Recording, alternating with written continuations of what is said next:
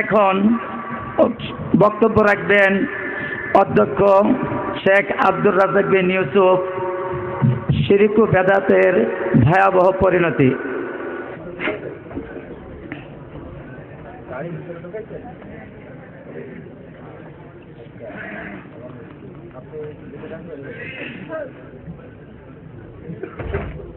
আসসালামু আলাইকুম ওয়া রাহমাতুল্লাহ।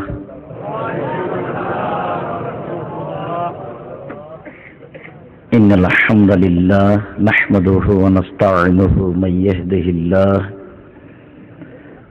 ইয়াহদিহিল্লাহু ফালা মুযিল্লা লাহু ওয়া মান ইউযলিল ফালা হাদিয়া লাহু।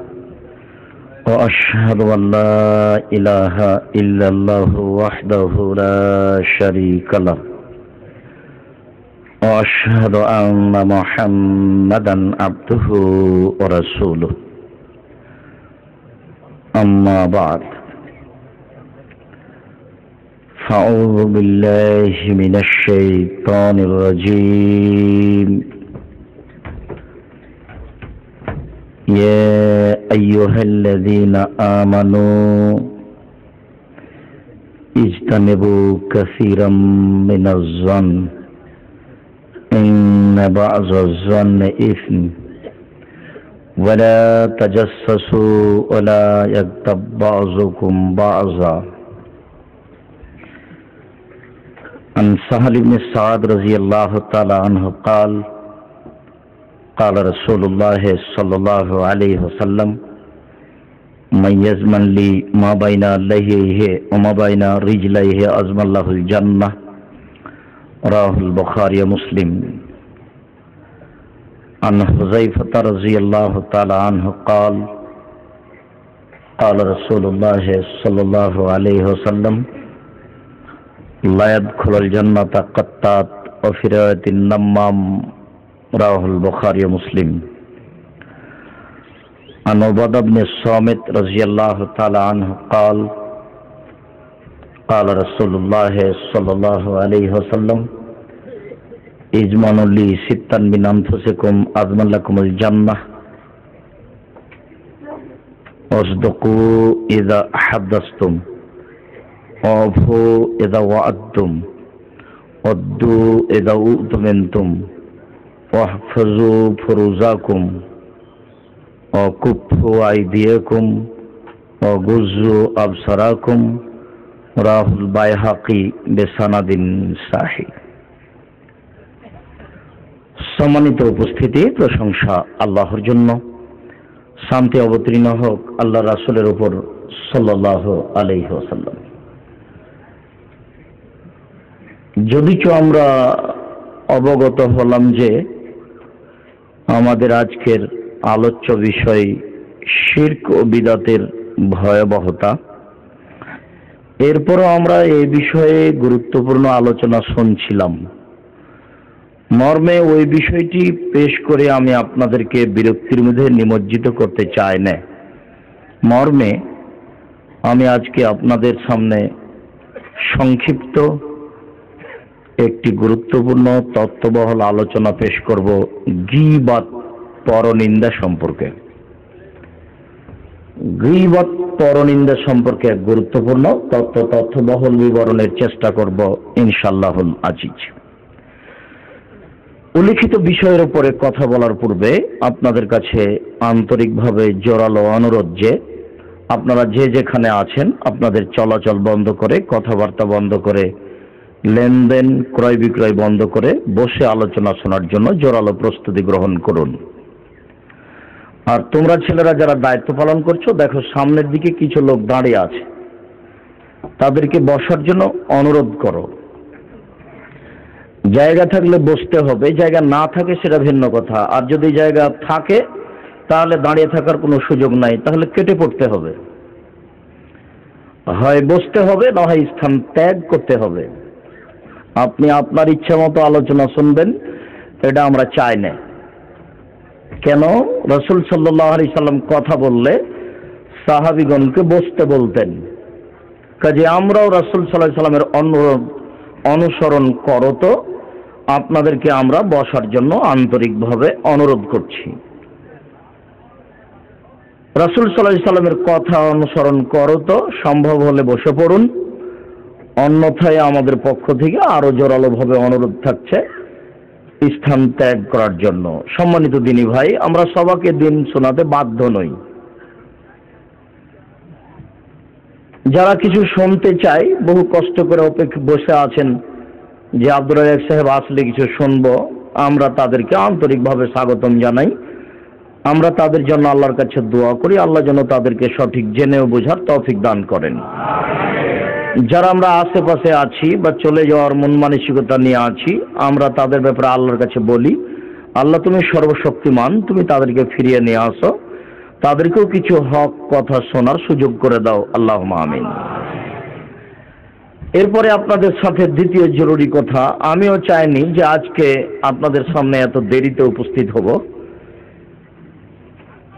কিন্তু আসলে কিছু করার নেই। আল্লাহ তাআলা বলেছেন ওমা তাশাউনা ইল্লা ইয়াশা আল্লাহ, তোমাদের চাওয়া চাওয়া নয়, আল্লাহ যা চায় তাই হয়। আমরা গাড়িতে উঠেছি সকাল 7:30 পৌনে 8টার দিকে রাজশাহীতে। গাড়িটা এসে যমুনা সেতুর ওখানে থেমে গেল প্রায় 4 ঘন্টা মতো। 4 ঘন্টা পরে গাড়িটা আবার যাত্রা আরম্ভ করলো, আসতে দেরি হলো। তারপরে ঢাকাতে একটু দেরি হলো, দেখা গেল যে পথ অনেক, সব মিলে অনেক দেরিতে এসেছি। এরপরেও মনে করছি যে আপনারা আমার চেয়ে বেশি ক্লান্ত, এটা মনে হয় ঠিক নয়, যদি সন্ধ্যা থেকে বা আসর থেকে বসে আছেন। সব মিলে হিসাব করে দেখা গেলে মনে হয় আমি বেশি ক্লান্ত হব। এরপরে আমি আপনাদের সামনে কিছু কথা বলতে আন্তরিকভাবে ইচ্ছুক, আল্লাহ তুমি কবুল করো। সম্মানিত দিনী ভাই, বড় পাপগুলি 2 ভাগে বিভক্ত, একগুলি আল্লাহর সাথে জড়িত, একগুলি মানুষের সাথে জড়িত। আল্লাহর সাথে জড়িত পাপ যত বড়ই কঠিন হোক না কেন তা ক্ষমা নেওয়া সহজ, তবে মানুষের সাথে জড়িত পাপ ক্ষমা নেওয়া সহজ নয়, তা খুব কঠিন। গীবাত হচ্ছে মানুষের সাথে জড়িত পাপ। আমরা এ কথা খুব ভালোভাবে জানি যে জেনা একটি অশ্লীল কাজ, একটি জঘন্য ন্যাক্কারজনক নোংরা কাজ।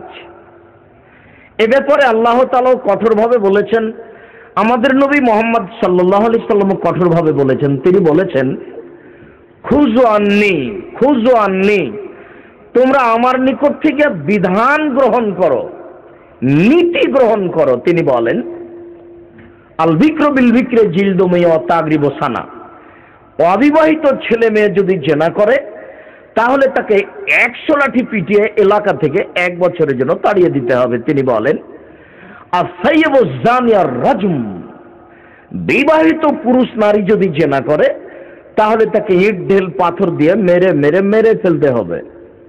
তিনি বলেন লা ইয়াহিল্লু দামু ইমরিন মুসলিম, মুসলমানকে হত্যা করা জায়েজ নয়।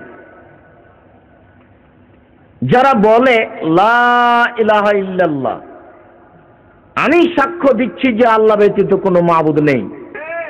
সম্মানিত উপস্থিতি, আমরা বলছিলাম যে 3 শ্রেণীর মানুষকে হত্যা করা যায় ইল্লা বে ইহদা সালাসা, তবে 3 শ্রেণীর যে কোনো ব্যক্তিকে হত্যা করা যায়।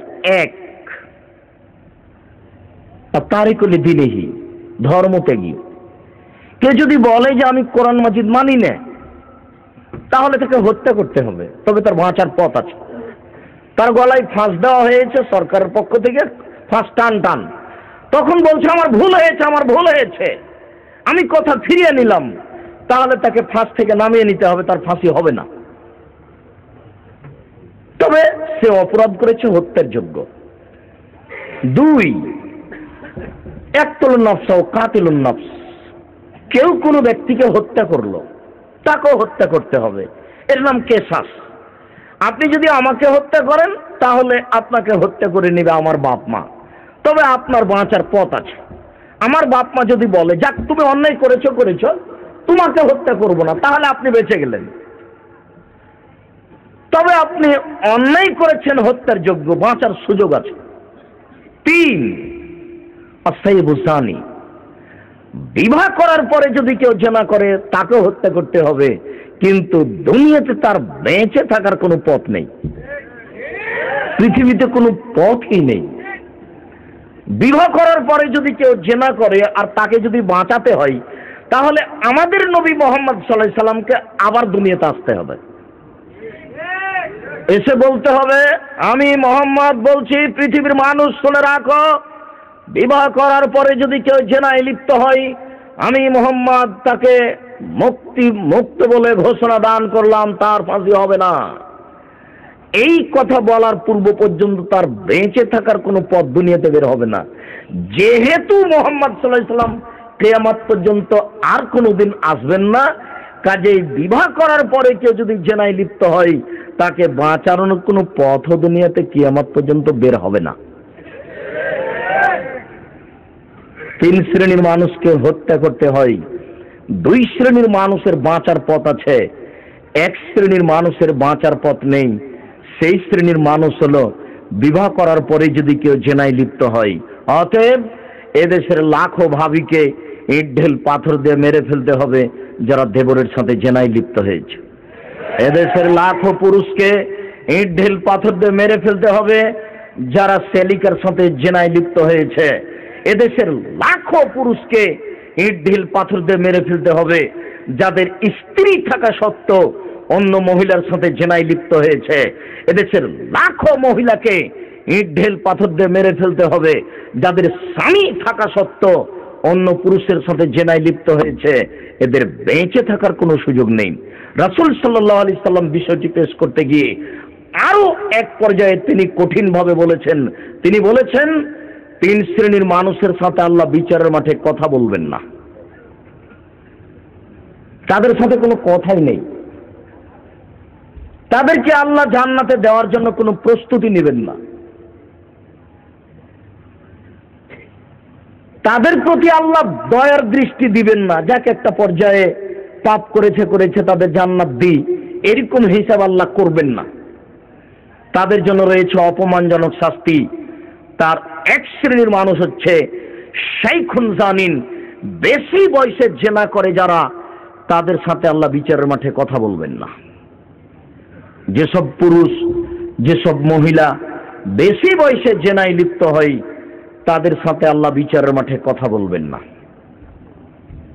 দুই, মালিকুল কাজ্জাব, মিথ্যুক দায়িত্বশীল, মিথ্যুক মেম্বার, মিথ্যুক চেয়ারম্যান, মিথ্যুক এমপি, মিথ্যুক মন্ত্রী, মিথ্যুক প্রধানমন্ত্রী, মিথ্যুক ডিসি, মিথ্যুক এডিসি, মিথ্যুক পিওনো, মিথ্যুক ইওনো, মিথ্যুক হেড মৌলানা, মিথ্যুক হেডমাস্টার, মিথ্যুক প্রিন্সিপাল, মিথ্যুক ভাইস চ্যান্সেলর, মিথ্যুক গ্রাম্য সর্দার, মিথ্যে কথার ভিত্তিতে যারা দায়িত্ব পালন করছে, সে যত বড়ই পরহেজগার হোক না কেন, আল্লাহ তার সাথে বিচারের মাঠে কথা বলবেন না।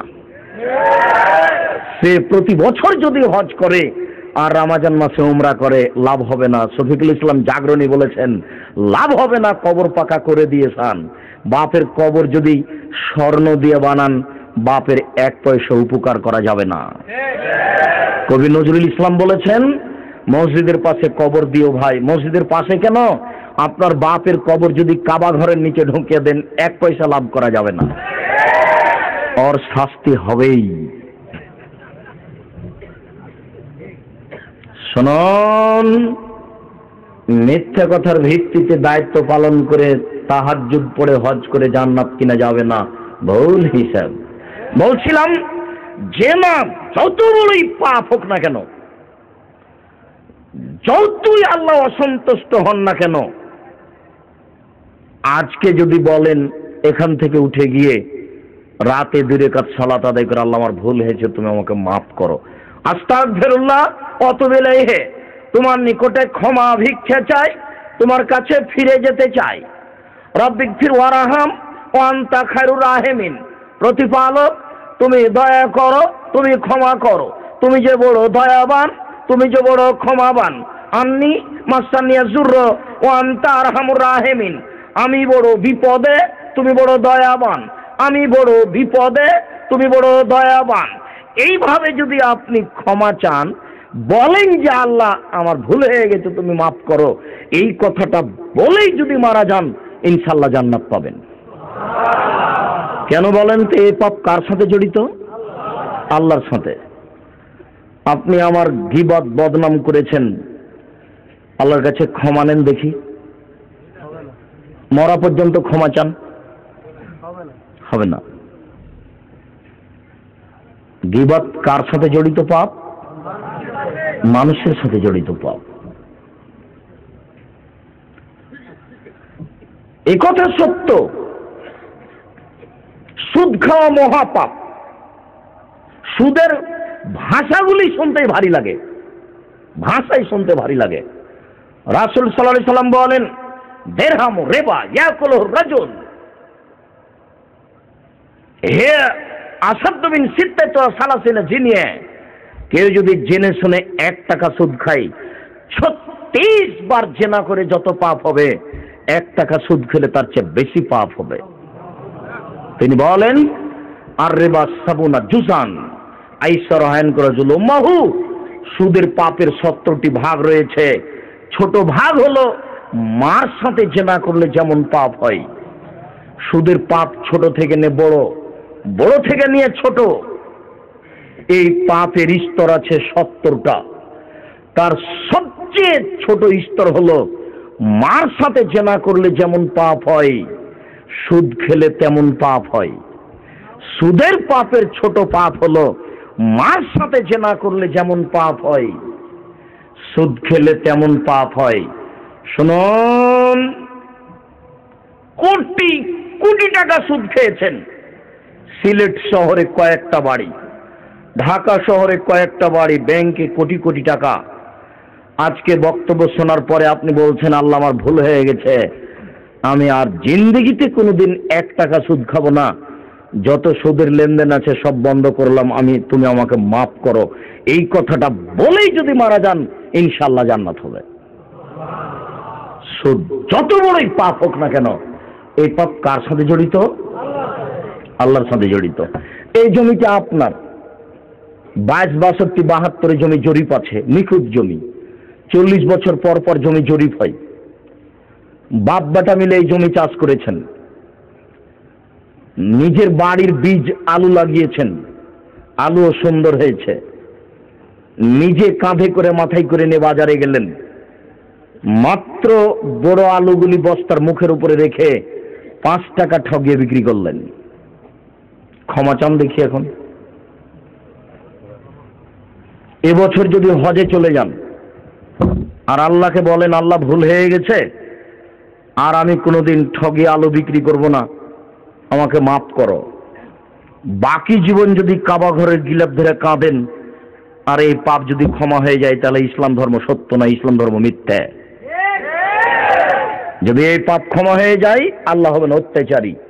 আল্লাহ বলেছেন, ইন্নী হারামতু যুলমা আলাইয়া, আমি আল্লাহ আমার উপরে অত্যাচারকে হারাম করেছি, আমি আল্লাহ অত্যাচার করব না, আমি এই পাপ ক্ষমা করব না। জনাব, কাবা ঘরের গিলাপ ধরে আমার কাছে ক্ষমা চাইলে হবে না। যত মানুষকে ঠগিয়ে আলু বিক্রি করেছো, টাকা সেখানে ফেরত দাও। আমি যদি এই পাপ ক্ষমা করে দিই, তাহলে আমি আল্লাহ অত্যাচারী, আমি আল্লাহ অত্যাচার করি না। আমি আল্লাহ আমার উপরে অত্যাচারকে হারাম করেছি। শুনুন, সালাত আদায় না করা যত বড়ই পাপ হোক না কেন, ব্যতিক্রম ইবাদত সালাত। সালাতের মতো ইবাদত, ব্যতিক্রম ইবাদত পৃথিবীতে নেই। ওযু করে সালাত আদায় করতে হয়, পানি নেই, তায়াম্মুম করে করেন। মাটি নেই, বিনা তায়াম্মুমে করেন। মাটিও নেই, তো ওযু ছাড়াই, তায়াম্মুম ছাড়াই করেন। কেবলার দিকে মুখ করে সালাত আদায় করতে হয়, কেবলা বোঝা যায় না, এমনিতেই করেন। শত্রু তাড়া দিয়েছে, দৌড়িয়ে চলে যাচ্ছেন, সালাতের সময় পার হয়ে গেছে, এই সময়তেই করেন। গাড়িতে উঠে আছেন, গাড়িতে ঠেল মানে না, হাত উঁচু করে শিকল ধরে আছেন, সালাতের সময় পার হয়ে যাচ্ছে, এই সময়তেই পড়তে হবে। দাঁড়িয়ে থেকে সালাত আদায় করতে হয়, দাঁড়িয়ে থাকতে পারছেন, বসে থেকে করেন। বসে থাকা যায় না, শুয়ে থেকে করেন। পরিষ্কার কাপড় পরে সালাত আদায় করতে হয় না, পরিষ্কার কাপড় নেই তো যে কাপড়ে পেশাব পায়খানা লেগে আছে ওটা পরেই করেন, ওটাও নেই, কারণবশত উলঙ্গ হয়ে আছেন তো উলঙ্গ হয়েই পড়েন। কথার কথা, আফগানিস্তানে ইরাকে কোনো মুসলিম দেশে মার্কিন সৈন্য ঢুকে মুসলিম নারীকে ধরে নিয়ে গিয়ে 10 জন 12 জন ধর্ষণ করে, এরপরে উলঙ্গ অবস্থায় তাদের সামনে হাঁটতে বাধ্য করে। এই সময়ে যদি নামাজের টাইম হয়ে যায় তাহলে মুসলিম মহিলাকে মার্কিন সৈন্যের সামনে উলঙ্গ অবস্থাতেই নামাজ পড়তে হবে, পড়তেই হবে। নামাজ সালাত এমন একটা ইবাদত যা মানুষের সমস্যা বুঝে না। মানুষ কিভাবে আছে এটা সালাত বুঝে না, হজ বুঝে। আমি অসুস্থ, আপনাকে টাকা দিলাম, আপনি হজ করলেন, হজ আমার হয়ে গেল। দেখেন হজ সমস্যা বুঝে, সালাত রোজা সিয়াম বুঝে। আমি অসুস্থ, একজন গরিব মানুষকে সকাল সন্ধ্যায় খাওয়ালাম, রোজা ও থাকলো, আমার হয়ে গেল। দেখেন সিয়াম অসুবিধা বুঝে, সালাত অসুবিধা বুঝে না। এ কারণেই সেই কালে ইমাম আহমদ বিন হাম্বল রাহিমাহুল্লাহ বলেছেন, কেউ যদি অলসতা করে এক ওয়াক্ত সালাত আদায় করে তাহলে তাকে হত্যা করতে হবে। এই কারণে ইমাম আবু হানিফা রাহিমাহুল্লাহ বলেছেন, কেউ যদি অলসতা করে এক ওয়াক্ত সালাত কাজা করে না পড়ে তাহলে তাকে ধরে নিয়ে এসে জেলখানায় বন্দি করে পিটিয়ে সালাত আদায় করাতে হবে। বর্তমান আরবি বিদ্বানগণ বলছেন, এখন স্বামী নামাজ পড়ে স্ত্রী পড়ে না, স্ত্রী পড়ে স্বামী পড়ে না, তাহলে বিভাগ কেটে গেছে। চেয়ারম্যান লাগে না, মেম্বার লাগে না, কাজী লাগে না, খাতা কলম লাগে না, বিভাগ এমনিতেই গেছে। এর নাম সালাত। শুনুন, সালাতে একটা এমন ইবাদত যার কর্মসূচি 8 বছর। হজের কোনো কর্মসূচি নেই, টাকা হয়েছে যান হজ করে এসেন, কোনো কর্মসূচি নেই। যাকাতের কোনো কর্মসূচি নেই, সিয়াম রোজার কোনো কর্মসূচি নেই। সালাতের কর্মসূচি হচ্ছেই রাসূল সাল্লাল্লাহু আলাইহি সাল্লাম ছেলের পিতাকে বলছেন, মুরু আওলাদাকুম বিসসালাতি ওয়া হুম আবনাউ সাব'i সিনিনা। এই পৃথিবীর জন্মদাতা পিতা, তোমরা তোমাদের ছেলে মেয়েকে সালাত আদায় করতে বলো যখন তার বয়স 7 বছর। তিনি বলেন, অজরিবহুম আলাইহিম আবনা আশরি সিনিনা, তোমরা তোমাদের ছেলে মেয়েকে পিটিয়ে সালাত আদায় করো যখন তার বয়স 10 বছর। তাহলে 7 থেকে 10 এ হলো 3 বছর। আব্বু সালাত আদায় করো, আব্বু সালাত আদায় করো, আম্মু সালাত আদায় করো। আম্মু আর আব্বু চলবে 3 বছর। 10 হয়ে গেছে, এখন আর এখানে আব্বু নেই, আদর দেওয়ার কাজ হবে না। যেই মুখে তিনি বলেছেন স্ত্রীর ব্যাপারে 5টি দায়িত্ব পালন করিও। 1, যে মানের খাচ্ছ সে মানের খাওয়াবা। 2, যে মানের কাপড় পরছো সে মানের পরায়। 3, ওলা তুকাব্বে, স্ত্রীকে কখনো কটু কথা বলো না। স্ত্রীকে কটু কথা বলতে হয় না, ভুলেও কখনো বলবেন না যে তোমার ঠোঁটটা মোটা। একবার যদি বলেন ঠোঁট মোটা, অন্তত 20 বছর ভুলবে না। ভুলেও কখন বলবেন না যে তোমার রংটা কালো। একবার রং কালো বললে 10 বছর আপনার এই কথা স্মরণ করে রাখবে, আপনাকে মূল্যায়ন করতে পারবে না।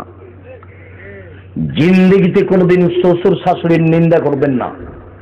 কোনো সময় বলবেন, হ্যাঁ তোমার বাপ এই কথা বলেছে, তোমার বাপ ভালো মানুষ নয় বা এরকম। একবার শ্বশুর শাশুড়িকে যদি তুচ্ছ করে গালি দিয়ে কথা বলেন, মরা পর্যন্ত আপনার স্ত্রী আপনাকে মূল্যায়ন করতে পারবে না। খুব সাবধান। স্ত্রী সুন্দরী হোক আর না হোক, খালি বলবেন যে তুমি এত সুন্দরী, তুমি এত সুন্দরী, আর তোমার মতো কোনো মহিলা রাস্তায় দেখি না। তাহলে আপনি কত সেবা নেবেন? দিন রাত আপনার মাথার পাশে বসে, পায়ের পাশে বসে পা টিপে দিতে রাজি আছে, ভারী মনে করবে না, কটু কথা বলবেন না। 4, তিনি বললেন মুখের উপরে মারো না। 5, ওয়ালা তাতরুকা ইল্লা ফিল বাইতে, তুমি তোমার বাড়ি ছাড়া তোমার স্ত্রীকে অন্য কোথাও থাকতে দিও না। খালার বাড়ি যেতে দিও না, ফুফুর বাড়ি যেতে দিও না, চাচির বাড়ি যেতে দিও না, মায়ের বাড়ি যেতে দিও না। জরুরি কারণে যদি মায়ের বাড়ি যায়, বাপের বাড়ি যায়, তাহলে 3 দিনের বেশি থাকতে দিবেন না। 3 দিনের বেশি থাকলে খাওয়া খরচ দিতে হবে। বিবাহের বাড়িতে স্ত্রীকে যেতে দিবেন না, বিবাহের বাড়িতে গেলে তার স্বামীর সংখ্যা বেশি হয়ে যাবে। সাবধান, জরুরি কারণ ছাড়া আপনার স্ত্রী বাড়ি ত্যাগ করতে পারে না। তো স্ত্রী বাজার করছে যে কাপুরুষের করছে, ও কাপুরুষ, ও কাপুরুষ, ও কাপুরুষ, তার বিবাহ করা উচিত হয়নি। ওই কাপুরুষের কাপুরুষতার ভিত্তিতে আজকে নারী মাঠঘাট দখল করেছে। কাপুরুষ অযোগ্যতার পূর্বে বিবাহ করে, কাপুরুষের যোগ্যতা অর্জন করার পূর্বে বিবাহ করা উচিত ছিল। স্ত্রীকে চাকরি করে টাকা ইনকাম করতে হবে কে বলেছে? তাকে দেশ চালাতে হবে কে বলেছে? নারী দেশ চালালে, একজন নারী যদি মেম্বার হয় বাংলাদেশে, একজন খালি মেম্বার হয় নারী, তাহলে দেশের প্রত্যেকটা মানুষ গজবে পড়বে। আরে তা আশ্চর্য বোকা দেশ। কাপুরুষ, তুমি তো নারীর পিছনে ঘুরো, তোমাকে চিনি না আমি? কাপুরুষ, তোমার লজ্জা থাকা উচিত ছিল। তুমি কাকে বলতে চাচ্ছ যে গজব? এখনো তুমি গজব বুঝতে পারো না কাপুরুষ? তোমাকে আমি গালি দিতে আসিনি, বীর পুরুষের মোকাবেলায় ব্যবহার হয় কাপুরুষ। তুমি মনে করিও না যে আব্দুর রাজ্জাক সাহেব আমাদেরকে কাপুরুষ বলে গালি দিয়ে গেল, তোমাকে আমি গালি দিনি। তুমি বীর পুরুষ নয়, তুমি কাপুরুষ। এই জন্য তুমি নারীর আঁচলের তলে ঘুরো, তোমার লজ্জা হয় না? তোমার লজ্জা থাকা উচিত। তোমাকে বলিনি যে ভিক্ষা করে খাও, শ্বশুরের টাকা নিবে কেন? ভিক্ষা করা টাকা দিয়ে চাউল কিনে ভাত খেয়ে ইবাদত কবুল হবে। ভিক্ষা করা টাকা দিয়ে চাউল কিনে ভাত খেয়ে ইবাদত কবুল হবে। ভিক্ষা করা টাকা দিয়ে চাউল কিনে ভাত খেয়ে ইবাদত কবুল হবে। যৌতুকের টাকা দিয়ে চাউল কিনে ভাত খেয়ে ইবাদত কবুল হবে না। পরের টাকার দিকে চেয়ে থাকো কেন বাপ বেটা কাপুরুষ? লজ্জা করো না? তোমাদের লজ্জা হয় না? তোমাদের কেউ ভিক্ষা দেয় না? বাপ বেটা রাস্তাঘাটে ভিক্ষা করে বেড়াও, পরের বাপের টাকা নাও কেন? পরের বাপের টাকার মোটর সাইকেলে চড়ো কেন? ভিক্ষা দেয় না কেউ তোমাদেরকে? আগামীকাল সন্ধ্যা হতে হতে গাড়ি ফেরত দিবা। তোমাকে ভালোভাবে পরামর্শ দেওয়া আছে। তোমার বাপের জমিদারি আছে, বড় ব্যবসা করো। টাকা কম আছে, কলা বিক্রি করে খাও। তার চেয়ে কম আছে, চকলেট বিক্রি করে খাও। টাকাই নাই, দিনমজুরি করে খাও। দিনমজুরি করে যদি খেতে না পারো, ভিক্ষা করে খাও। দুনিয়াতে একটা শেষ পথ। মানুষের টাকা নিলে কেন? শুনুন, 5টি দায়িত্ব পালন করতে হবে স্ত্রীর ওপরে। তার 5 নম্বর দায়িত্ব হচ্ছে বাড়ি ছাড়া কোথাও যেতে পাবে না। কোনো সুযোগ নেই, কোনো অধিকার নেই। জরুরি কারণে চাচির বাড়ি যেতে পারে, সেটা ভিন্ন কথা। বাধ্যগত কারণে মায়ের বাড়ি যেতে পারে, সেটা ভিন্ন কথা। রাসূল সাল্লাল্লাহু আলাইহি ওয়াসাল্লাম নাকচ করেছেন তার বাইরে যাওয়া। যেই মুখে তিনি বলেছেন স্ত্রীকে কটু কথা বলো না, ওই মুখেই তিনি বলছেন, এই শোনো, আনলে কাঁচা কালা বাবে, তোমার লাঠিটা তোমার দরজায় ঝুলিয়ে রাখো। লাঠি দেখে তোমার স্ত্রী ছেলে মেয়ে ভাববে, বাবা একটু উল্টা চললে এটা হবে। যেই মুখে তিনি বললেন স্ত্রীকে কটু কথা বলো না, সেই মুখে তিনি বললেন লাঠি ঝুলিয়ে রাখো। যেই মুখে তিনি বললেন স্ত্রীকে কটু কথা বলো না, সেই মুখেই তিনি বলেছেন লা তারফা আশা কাদাবান মিন আহলিক, তুমি তোমার পরিবার থেকে শিষ্টাচারের লাঠি উঠিয়ে নিও না। তাহলে পরিবারের শিষ্টাচারের লাঠি লাগবে। ওই মুখেই তিনি বললেন ছেলে মেয়ে 10 বছর হলে তাকে পিটিয়ে নামাজ পড়াতে হবে। যেই মুখে তিনি বললেন পরিবারকে কটু কথা বলো না। আমি অনুবাদক, 1450 বছর পূর্বে তিনি যা বলেছেন তা অনুবাদ করে শোনালাম। আমার ব্যক্তিগত কোনো কথা এখানে বলার সুযোগ নেই। জাতির যদি রাস্তাঘাট করে দিতে না পারি, জাতির যদি স্কুল কলেজ করে দিতে না পারি, জাতিকে চূড়ান্ত সঠিক ধর্ম দিতে পারবো ইনশাআল্লাহ। ধর্মের ব্যাপারে জাতিকে ফাঁকি দিতে আসেনি। আম গাছে জাম ধরতে পারে, ধরে না। অমাবস্যার রাতে চাঁদ উঠতে পারে, উঠে না। সুঁয়ের ছিদ্র দিয়ে ফাল ঢুকতে পারে, ঢোকে না। অমাবস্যার রাতে চাঁদ উঠে যেতে পারে, সুঁয়ের ছিদ্র দিয়ে ফাল ঢুকে যেতে পারে। আম গাছে জাম ধরে যেতে পারে। এগুলো ঘটে যেতে পারে, কিন্তু যেই কথা বলছি এই কথাতে সন্দেহ আছে বলে কিয়ামত পর্যন্ত চেষ্টা করলে সরিষা ঢোকানো যাবে না। যা বলছি তাই থাকবে। শুনুন, 15 বছর বয়সের ছেলে নামাজ পড়ে না, তার বাপ বেঁচে আছে, কথা আমরা বিশ্বাস করি না। কেন? কোনো দিন আল্লাহ রাসূল বলেননি এই ছেলে তোমার বয়স 7 বছর, নামাজ পড়ো। এইভাবে আল্লাহ রাসূল কোনোদিন বলেননি। রাসূল সাল্লাল্লাহু আলাইহি সাল্লাম বলেন এই ছেলে তোমার বয়স 10 বছর, সালাত আদায় করো নইলে পিটাবো। এই কথা তিনি বলেননি। তিনি বলেছেন তোমরা তোমাদের ছেলে মেয়েকে সালাত আদায় করতে বলো যখন তার বয়স 7 বছর। তিনি বলেছেন তোমরা তোমাদের ছেলে মেয়েকে পিটিয়ে সালাত আদায় করাও যখন তার বয়স 10 বছর। তাহলে পিটন কতদিন চলবে? আদর চলবে 7 থেকে 10, 3 বছর, আর লাঠি চলবে 10 থেকে 5, 15 বছর। এ হলো 8 বছর কর্মসূচি। 15 বছর বয়সের ছেলে নামাজ পড়ে না, তার বাপ বেঁচে আছে, এটা আমরা বিশ্বাস করি না। বা কাপুরুষকে আমরা সহজে বাপ বলে স্বীকৃতি দিতে চাই না, খারাপ লাগে আমাদের। এই ছেলেটার বয়স 15 বছরও নামাজ পড়ে না, বাড়িতে থাকবে, এটা অসম্ভব হতে পারে না। রোজা না করে থাকতে পারে, হজ না করে থাকতে পারে, সালাত আদায় না করে 15 বছরের ছেলে বাড়িতে থাকবে, তার বাপ বেঁচে আছে, এটা হয় না। ভুল হিসাব, ভুল হিসাব। শুনুন, এরপরেও সালাত যত বড়ই ইবাদত হোক না কেন, এই লোকটার বয়স 70 বছর, জীবনে একদিনও সালাত আদায় করেনি। আজকে বক্তব্য শুনে বলছে আল্লাহ আমার ভুল হয়ে গেছে, তুমি আমাকে মাফ করো, আজকে থেকে আমি সালাত আদায় করব, আল্লাহ তুমি আমাকে মাফ করো। এই কথাটা বলেই মারা গেছে। ইনশাআল্লাহ এই লোকটা জান্নাতে যাবে। একদিনও সালাত আদায় করেনি। কেন? এই সালাত কার সাথে জড়িত? আল্লাহর সাথে জড়িত। আপনি একজন কসাই, গরু জবাই করেন আর 50 করে গোশত কম দেন মানুষকে। এই যে 50 করে গোশত কম দিয়েছেন, এখন ক্ষমা নেন দেখি। শিরক মহাপাপ, যেটা আমরা অবগত হচ্ছিলাম। শিরক মহাপাপ, যেটা আমরা অবগত হচ্ছিলাম। হাদিসে কুদসি আল্লাহ তাআলা বিচারের মাঠে বলবেন ইবনে আদম লা তাইতানি বেকুরাবিলার যে খাতায়া সুমাল্লা কিতানি লা তুশরিক বি শায়ান লা আতাইতুকা বেকুরাবিহা।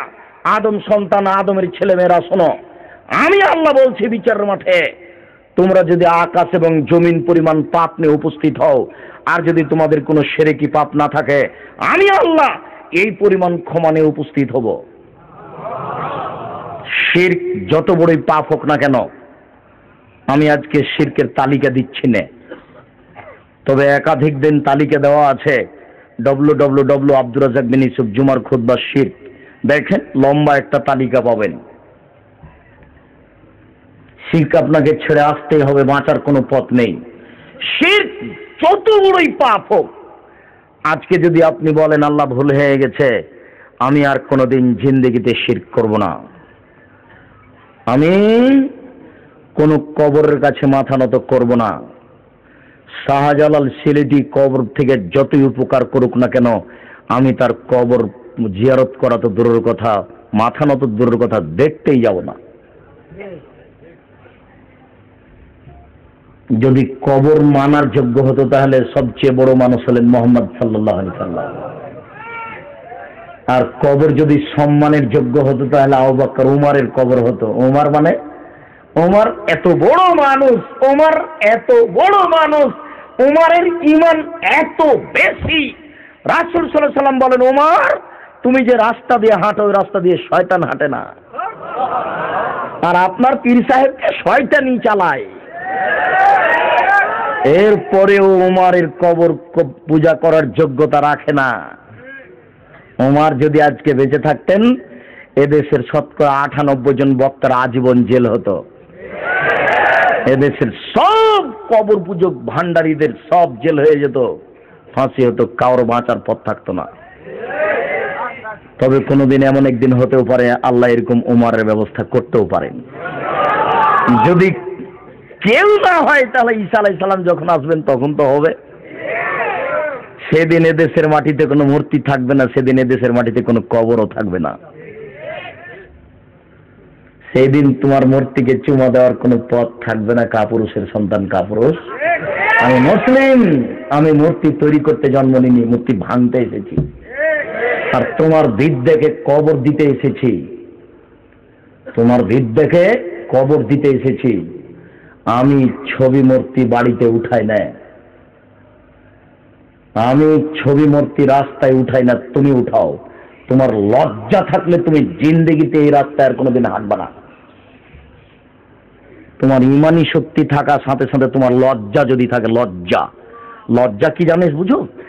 লজ্জা একটা ভিন্ন জিনিস, লজ্জা খুব কঠিন জিনিস। রাসূল সাল্লাল্লাহু আলাইহি ওয়াসাল্লাম বলছেন জাল হায়ু মিনাল ঈমান ওয়াল ঈমান ফিল জান্নাহ। লজ্জাই হচ্ছে ঈমান, ঈমানই হচ্ছে জান্নাত। লজ্জাই হচ্ছে ঈমান, ঈমানই হচ্ছে জান্নাত। লজ্জাই হচ্ছে ঈমান, ঈমানই হচ্ছে জান্নাত। তিনি বলছেন আল হায়ু ওয়াল ঈমান কারনাউ জামিয়া।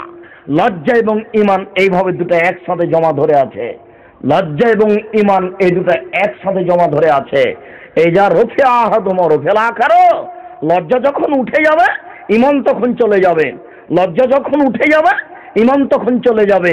লজ্জা যখন উঠে যাবে ঈমান তখন চলে যাবে।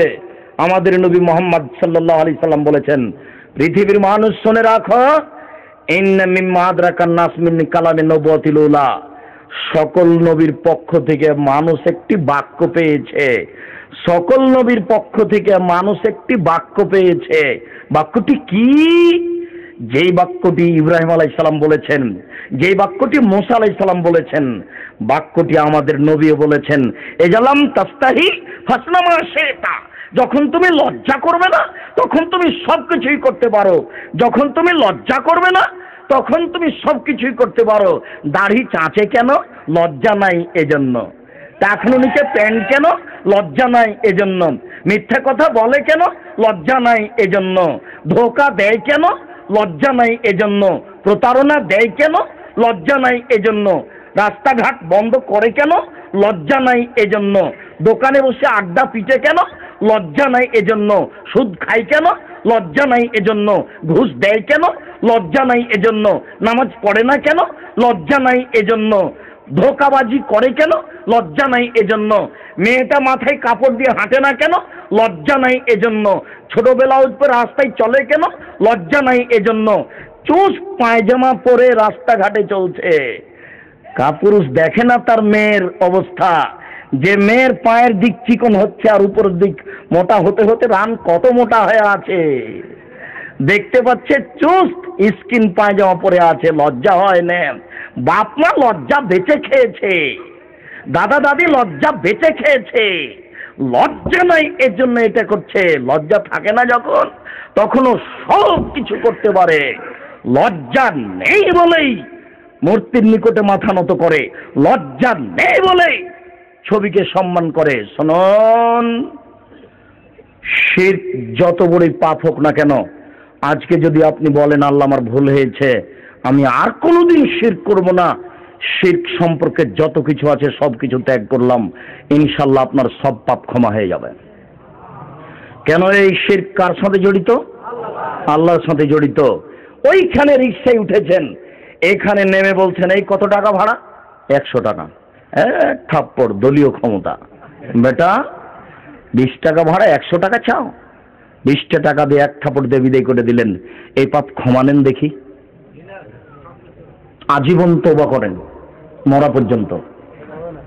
এই পাপ যদি ক্ষমা হয়ে যায়, ইসলাম ধর্ম সত্য নয়।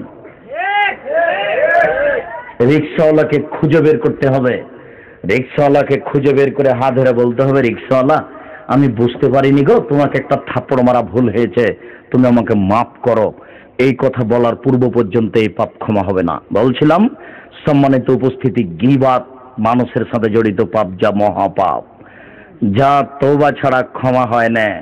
চেয়ারম্যান সাহেবের নিন্দা করে তাহাজ্জুদ পড়ে জান্নাত কিনা যায় না ভুল হিসেব। বিগত লোকের নিন্দা করে তাহাজ্জুদ পড়ে হজ করে জান্নাত কিনা যায় না। এমপি সাহেব গম আর টাকা মেরে খেয়ে দলীয় ক্ষমতায় প্রতি বছর হজ করতে যায়, এমপি মন্ত্রী প্রতি বছর হজ করতে যায়, আল্লাহর কাছে ক্ষমা চায়, কাবা ঘর ধরে কান্নাকাটি করে। আল্লাহ বলছেন, ও এমপি মন্ত্রী সাহেব, আরে জেনা ছিল আমার ব্যাপার, সুদ ছিল আমার ব্যাপার, শিরক ছিল আমার ব্যাপার, গম যে আমার নয় গো, গম যে জনগণের। মন্ত্রী সাহেব, ক্ষমা জনগণের কাছে আছে, আমার কাছে নেই। এমপি সাহেব বুঝতে পারেনি, যদি সত্যি সত্যি বুঝতে পারতো মন্ত্রী দায়িত্ব কি জিনিস, গম চুরি করা, টাকা চুরি করা কি জিনিস, তাহলে 3 ঘন্টার মধ্যে বলতো, জাতি আমার ভুল হয়েছে, আমাকে মাফ করো, আমি দায়িত্ব ছেড়ে চলে গেলাম। সিলেটের মাটিতে, হবিগঞ্জের মাটিতে, বিবাড়িয়ার মাটিতে আমার বাপের 10 কাঠা জমি আছে, ওখানে আমি আলু চাষ করে ছেলে মেয়ে নিয়ে লবণ দিয়ে ভাত খাবো বাকি জীবন, আমি ওই কাজ করবো না, গেলাম। কিন্তু জানে না এটা কি জিনিস, মরার সাথে সাথে বুঝতে পারবে। আর যেদিন বুঝতে পারবে সেদিন সংশোধনের কোনো পথ থাকবে না। জানতে পারলে গাড়ি বাড়ি বউ ছেলে মেয়ে ওয়াট্টালিকা সবকিছু ছেড়ে বাড়ি চলে যেত। যে বাপের 10 কাঠা জমি আছে ওটুকুতে আলু চাষ করতো, বেগুন চাষ করতো, আর বলতো যে আমি এখন ওই লবণ দিয়ে ভাত খাবার থাকবো বাকি জীবন, হয়েছে আমার সংসার, এটাই বলতো। কিন্তু সে বুঝে না। মহান আল্লাহ বলেন, ইয়া আইয়ুহাল্লাযীনা আমানু, হে বিশ্বাসীগণ, ইজতানিবু কাসীরাম মিনাজ যান, তোমরা মানুষের উপরে বেশি বেশি ধারণা করা থেকে বেঁচে থাকো, নিশ্চয় কিছু কিছু ধারণায় পাপ হয়। আবু হুরায়রা রাদিয়াল্লাহু তাআলা আনহু বলেন, রাসূল সাল্লাল্লাহু আলাইহি সাল্লাম বলেছেন, ইয়াকুমুজ যান্না ফাইন্না যান্না আকযাবুল হাদিস, তোমরা ধারণা থেকে বেঁচে থাকো, ধারণাই সবচেয়ে বড় মিথ্যে। আবু হুরায়রা রাদিয়াল্লাহু তাআলা আনহু বলেন, রাসূল সাল্লাল্লাহু আলাইহি সাল্লাম বলেছেন, আকবারুল কাবায়র সালাসা, পৃথিবীতে সবচেয়ে বড় পাপ 3টি। 1 আল ইশরাকু বিল্লাহ, আল্লাহর সাথে শিরক করা। 2 উকুকুল ওয়ালিদাইন, পিতামাতার অবাধ্য চলা। জিনা করলে বড় পাপ হয় বটে, তবে পিতামাতার অবাধ্য চললে যত বড় হয়, জিনা করলে তত বড় হয় না, যদি জিনাও মহাপাপ। পৃথিবীর 2য় মহাপাপ হচ্ছে পিতামাতার অবাধ্য চলা। 3 কাউলুজ জুরে, মিথ্যা কথা বলা। 3টে হাদিসের বিবরণে ধারণাই সবচেয়ে বড় মিথ্যে। অত্র বিবরণে দেখা গেল যে মিথ্যে পৃথিবীতে 3য় মহাপাপ, অতএব ধারণা হচ্ছে মহাপাপ, সাবধান থাকুন। মহান আল্লাহ বলেন, ওয়ালা তাজাসসু, তোমরা মানুষের দোষ ত্রুটি কান লাগিয়ে শোনো না, মানুষের দোষ ত্রুটি উদ্ঘাটন করো না। রাসূল সাল্লাল্লাহু আলাইহি ওয়াসাল্লাম বলেন, ওয়ালা তাহাসসু, তোমরা মানুষের গোপন কথা কান লাগিয়ে শোনো না। তাহাসসু, তোমরা মানুষের গোপন কথা কান লাগিয়ে শোনো না। ওরা স্বামী স্ত্রী কি বলছে কথা তোমরা শোনো না, ওরা 2 জন বসে কি বলছে এটা পাশ থেকে কান লাগিয়ে শোনো না। তাই তো তিনি বলেছেন, 3 জন মানুষ যদি তোমরা কোথায় যাও তাহলে 2 জন মিলে কথা বলবে না। তোমরা যদি 3 জন মানুষ কোথায় সফরে যাও তাহলে 3 জন একসাথে জমা হলে কথা বলবে, 2 জন একসাথে কথা বলো না।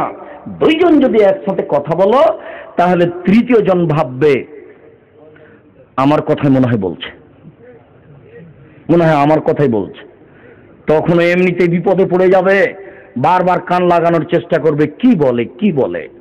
শুনুন, মুহাম্মদ সাল্লাল্লাহু আলাইহি সাল্লাম বলেছেন, কেউ যদি গোপন কথা কান লাগিয়ে শোনে তাহলে তামাকে জাহান্নামের আগুনে গলিয়ে, সীসাকে জাহান্নামের আগুনে গলিয়ে তার কানে ঢেলে দেওয়া হবে। গোপন কথা কান লাগিয়ে শোনা মহাপাপ। তিনি বলেন, ওয়ালা তাজাসসু, তোমরা মানুষের দোষ ত্রুটি উদ্ঘাটন করো না, মানুষের গোপন কথা প্রকাশ করো না। আবু হুরায়রা রাদিয়াল্লাহু তাআলা আনহু বলেন, রাসূল সাল্লাল্লাহু আলাইহি সাল্লাম বলেছেন, মান সাতারা মুসলিমান সাতারাহুল্লাহু ফিদ দুনিয়া ওয়াল আখিরা, কেউ যদি মানুষের দোষ ত্রুটি দুনিয়াতে ঢেকে রাখে তাহলে আল্লাহ তাআলা ওই ব্যক্তির দোষ ত্রুটি, পাপের কথা, অন্যায়ের কথাগুলি দুনিয়াতেও ঢাকবেন, পরকালও ঢেকে রাখবেন, কাউকে দেখতে দিবেন না।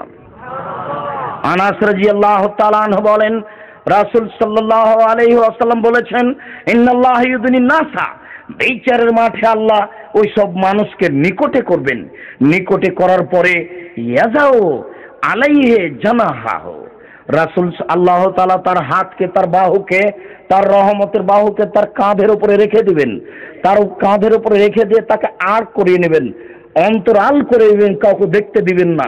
অন্তরাল করে নিয়ে তাকে বলবেন, তারিফ জাম্বা হাজা ইয়া আব্দি, দেখো তো আমার দাস দাসী, তুমি কি এটা চিনতে পারো এটা তোমার পাপ নাকি? দেখো তো এটা চিনতে পারো এটা তোমার পাপ নাকি? কাউকে দেখতে দিবেন না। তখন দাস দাসী বলবেন, না মিয়া রাব্বে, জি হ্যাঁ এটা আমারই পাপ, আমি চিনতে পারছি। তখন আল্লাহ তাআলা বলবেন, আজ আলামা কাতাবাতি, তুমি কি মনে করো যে আমার লেখকেরা অন্যায় করেছে?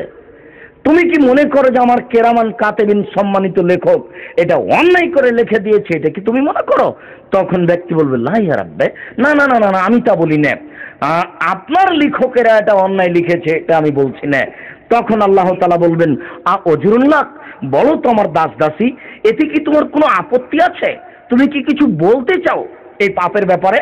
তখন লোকটি বলবেন, লা ইয়া রাব্বে, না না না, আমি কিছু বলতে চাই না, এটা আমারই পাপ। ও যখন স্বীকৃতি দিবে তখন আল্লাহ তাআলা বলবেন, যাও সাতারতুহা ফিদ দুনিয়া, এই পাপ দুনিয়াতে ঢেকে রেখেছিলাম, কাউকে দেখতে দিনি, আজকে এই পাপ কাউকে দেখতে দেব না, ক্ষমা করে দিলাম, তুমি জান্নাতে চলে যাও। কি দিয়ে বুঝাই আপনাকে যুবক, তোমাকে কি দিয়ে বুঝাই? তুমি তো 40 বছর পরেও মানুষের পাপ পেপার পত্রিকায় লেখো। তোমার বিদ্যাকে কবর দিতে এসেছি, তোমার নাই তোমার জাতির বিদ্যাকে কবর দিতে এসেছি। তোমাকে, তোমার শিক্ষককে, তোমার প্রিন্সিপালকে যদি আমি অশিক্ষিত প্রমাণ করতে না পারি, জাতির সামনে বক্তব্য দেব না। আজকে বলিনি, 18 বছর থেকে বলে আসছি, 18 বছর থেকে বলে আসছি, 90 সাল থেকে বলছি। মূলত কেউ যদি কোনোদিন বলে দিতে পারে যে আব্দুর রাজ্জাক সাহেব একদিন পথ খরচ পাথেও টাকা চেয়েছিল, পাথেও, বিগত 90 সাল থেকে নিয়ে আজ পর্যন্ত, এখন এই যে কথাটা বললাম, এই কথার পূর্ব পর্যন্ত কেউ যদি প্রমাণ করে দিতে পারে যে আব্দুর রাজ্জাক সাহেব একদিন পথ খরচ চেয়েছিল, জাতির সামনে আর কোনোদিন বক্তব্য দেব না।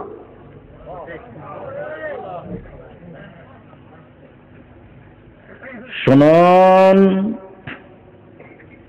আপনাকে যদি আমি অশিক্ষিত এখন প্রমাণ করার চেষ্টা করি, আপনাকে আর আপনার স্ত্রীকে, আপনি কিন্তু কলেজের প্রিন্সিপাল আর আপনার স্ত্রী হাই স্কুলের প্রধান শিক্ষিকা, দুইজনকে যদি আমি এখন মূর্খ প্রমাণ করার চেষ্টা করি, নিচে নামাতে নামাতে নামাতে নামাতে আপনাকে আমি মাটিতে মিশে পায়খানায় ডুবিয়ে দিতে পারি।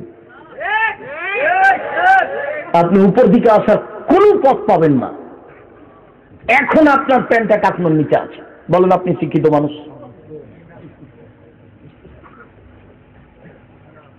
বলেন যে আমি শিক্ষিত মানুষ। একটা লোক সালাত আদায় না করলে জাহান্নামে যাবে, এই কথা আল্লাহ রাসূল বলেনি, যেতে পারে। চুরি করলে একটা লোক জাহান্নামে যাবে, কথা আল্লাহ রাসূল বলেনি, যেতে পারে। ডাকাতি করলে একটা লোক জাহান্নামে যাবে, কথা আল্লাহ রাসূল বলেনি, যেতে পারে। বড় বড় পাপ এগুলি। একটা লোক টাকনুর নিচে প্যান্ট রাখলে জাহান্নামে যাবে, কথা আল্লাহ রাসূল বলেছেন সরাসরি, একাধিক সহিহ হাদিস। আপনি আর আপনার স্ত্রী দুই দিকে দুইজন বসে আছেন, আর আপনার ছেলে দুই কানে ইয়ারফোন লাগা আছে, ইন্ডিয়ার গান চলছে, ল্যাংটা গান। আপনারা দুজন নাকি শিক্ষিত মানুষ। কি দেখাতে চাচ্ছেন আমাকে? কোনটা? ঘরে আপনার স্ত্রী পুতুল সাজিয়ে রেখেছে শোকেজে, আপনার স্ত্রী নাকি শিক্ষিতা মহিলা। রবার্ট ক্লাইভের পরিকল্পনায় বিদ্যা অর্জন করে শিক্ষিত হতে চান? এসব ভুল। আপনাকে আমি বলিনি, শতদিন বলেছি। আপনার স্ত্রীর পেটে বাচ্চা আছে, হয়নি, তার আগে দুইজন মিলে ভাবছেন ছেলেকে কোথায় ভর্তি করব, ছেলেকে কোথায় পড়াবো, ছেলেকে 5 বছর বয়সে ইংরেজি শিখাতে হবে, ছেলেকে বানাতে হবে মাইকেল মধুসূদন দত্ত। আরে মাইকেল মধুসূদন দত্ত ইংরেজি শিখার পরেও বলছে যে আমি বাংলাদেশে কবিতা লিখবো, কেন এদেশে চলে যাব লন্ডন, লন্ডনে গিয়ে ইংরেজিতে কবিতা লিখে তাদের হারিয়ে দিব। সেই কালে মাইকেল মধুসূদন ভেবেছিল এটা, আর আপনি 5 বছরের ছেলেকে পড়ি নেই। এবার গাড়ির পিছন দিকে একটা কুকুর আছে, দেখেছেন কি? 5 বছর বয়স থেকে এ যাবৎ যা টাকা দিয়ে খরচ করেছেন, টাকাটিও লস। এখন আপনি, আপনার ছেলে আর আপনার বৌমা আর আপনার নাতিন সবাই জাহান্নামে যান একসাথে। বলেন আপনি আমি শিক্ষিত মানুষ? সম্মানিত দিনী ভাই, বলছিলাম মানুষের পাপকে ঢেকে রাখার জন্য রাসূল সাল্লাল্লাহু আলাইহি ওয়াসাল্লাম কত চেষ্টা করেছেন, তার একটি বাস্তব নমুনা পেশ করি। মাইজ আসলামী রাদিয়াল্লাহু তাআলা আনহু বলেন, আমি আল্লাহ রসুলকে বললাম, আল্লাহ রসুল তাহের নিয়ে আমাকে পবিত্র করুন। তখন আল্লাহ রসুল বললেন, যে তুমি বাড়ি ফিরে যাও, আস্তাগফিরুল্লাহ, তুমি আল্লাহর কাছে ক্ষমা চাও, তুব ইলাইহি, তুমি তওবা করো। লোকটি চলে গেল, একটু গিয়ে আবার ফিরে এসে বলছে, আল্লাহ রসুল আপনি আমাকে পবিত্র করুন। তখন আল্লাহ রসুল বললেন, যে তুমি বাড়ি ফিরে যাও, আস্তাগফিরুল্লাহ, আল্লাহর নিকটে ক্ষমা চাও, তুমি তার কাছে তওবা করো, তোমার পাপ ক্ষমা হয়ে যাবে। লোকটি চলে গেল, একটু গিয়ে আবার ফিরে এসে বলছে, আল্লাহ রসুল আমাকে পবিত্র করুন। তখন আল্লাহ রসুল বললেন, তুমি বাড়ি ফিরে যাও, আল্লাহর কাছে ক্ষমা চাও, তুমি তওবা করো, তোমার পাপ ক্ষমা হয়ে যাবে। লোকটি চলে গেল, একটু গিয়ে আবার ফিরে আসলো চতুর্থবার। তখন আল্লাহ রসুল বলেন, আবেহি চলুন, ওর ও কি পাগল, আমি বলছি তুমি চলে যাও, সে যায় না কেন? আমি যে বলছি তুমি চলে যাও, তুমি আল্লাহর কাছে ক্ষমা চাও, তোমার পাপ ক্ষমা হবে, সে কেন যায় না? সে কি পাগল? কালু লাইসা বিমাজনুন। সাহাবীগণ বললেন, জি না, ও তো পাগল নয়, ও তো ভালো মানুষ। তখন আল্লাহ রসুল বলেন, শারেবা খামরান, তাহলে সে কি মদ পান করেছে, তাই তার মস্তিষ্ক বিকৃত হয়েছে, সে আমার কথা বুঝে না। আমি যে তাকে চলে যেতে বলি, সে যায় না কেন? আমি যে তাকে চলে যেতে বলছি, সে যায় না কেন? তাহলে সে কি মদ খেয়েছে, তাই তার মস্তিষ্ক বিকৃত হয়েছে। ফাঁকা মারা জুলুন ফাস্তান কাহো, একটা লোক দাঁড়ালো, দাঁড়িয়ে মুখে নাক লাগিয়ে মুখটা সঙ্গে দেখে বলল, মা শারেবা খামরান, আল্লাহ রসুল এ তো মদ পান করেনি, এ ভালো মানুষ। তখন আল্লাহ রসুল বলছেন, আর জানাইতা, তুমি কি জেনা করেছ? তখন লোকটি বলল, মানুষ বৈধভাবে যা করে আমি অবৈধভাবে করেছি, দয়া করে আমার বিচার করে দেন। সম্মানিত উপস্থিতি, মুরব্বিনে কেরাম, আল্লাহ রসুল সাল্লাল্লাহু আলাইহি ওয়াসাল্লাম প্রথমবারে বলতে পারতেন, কেন তোমাকে পবিত্র করব? তিনি তো শেষ পর্যন্ত বললেন যে কেন তোমাকে পবিত্র করব। প্রথমবারে বলেননি, তার মানে উনি চাচ্ছেন না এটা বিচার করতে। তার সাক্ষী নেই, সবুত নাই, কিসের বিচার? যাও ক্ষমা চাও আল্লাহর কাছে। দ্বিতীয়বারে ফিরিয়ে দিলেন, বললেন না কিছু। তৃতীয়বারে ফিরিয়ে দিলেন, বললেন না কিছু।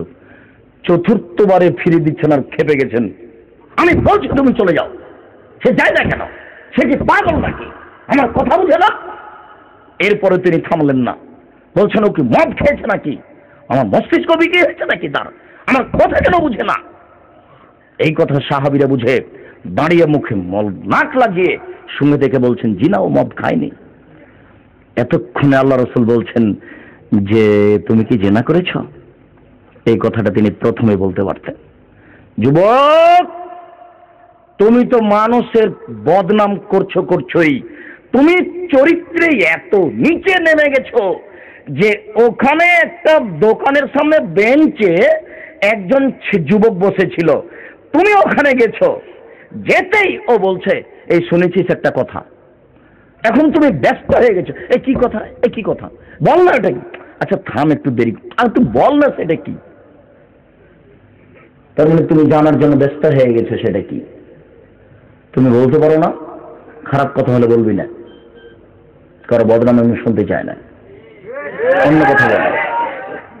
তুমি বলতে পারো না যুবক, কি শিখেছো জীবনে?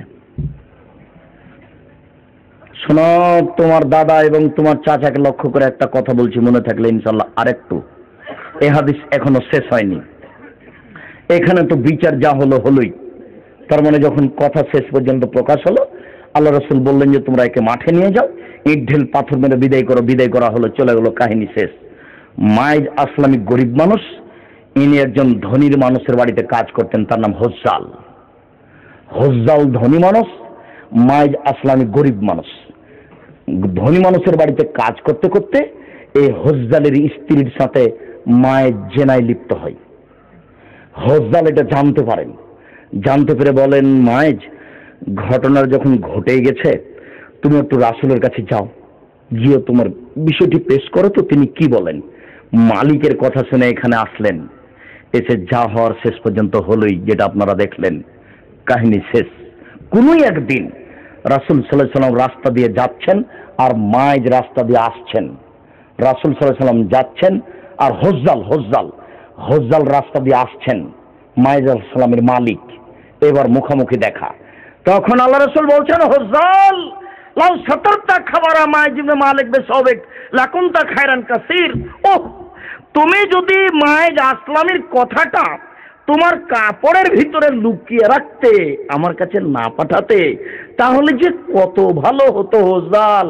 তুমি যে কেন আমার কাছে পাঠালে?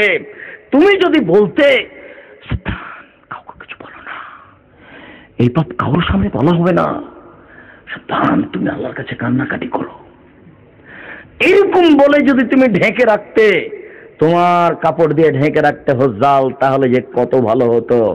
আপনাকে আমি বুঝাতে পারবো না কত ভালো হতো। ওখানে একটা ইসিম তাবজিল শব্দ ব্যবহার করা হয়েছে, খায়ের ইসিম তাবজিল থাকে না, আপনাকে আমি বুঝাতে পারবো না। বেহিসাব ভালো হতো, কত ভালো হতো তার হিসাব দেওয়া যাবে না বিবরণে। হোজাল, তুমি আমার কাছে কেন পাঠালে? আমার কাছে কথা প্রকাশ হলে বিচার হয়ই। যদিচ তিনি প্রাণপণে চেষ্টা করেছেন লুকিয়ে রাখার, কিন্তু শেষ পর্যন্ত হয়নি। এরপরেও তিনি হোজালকে বললেন যে তুমি কেন পাঠালে?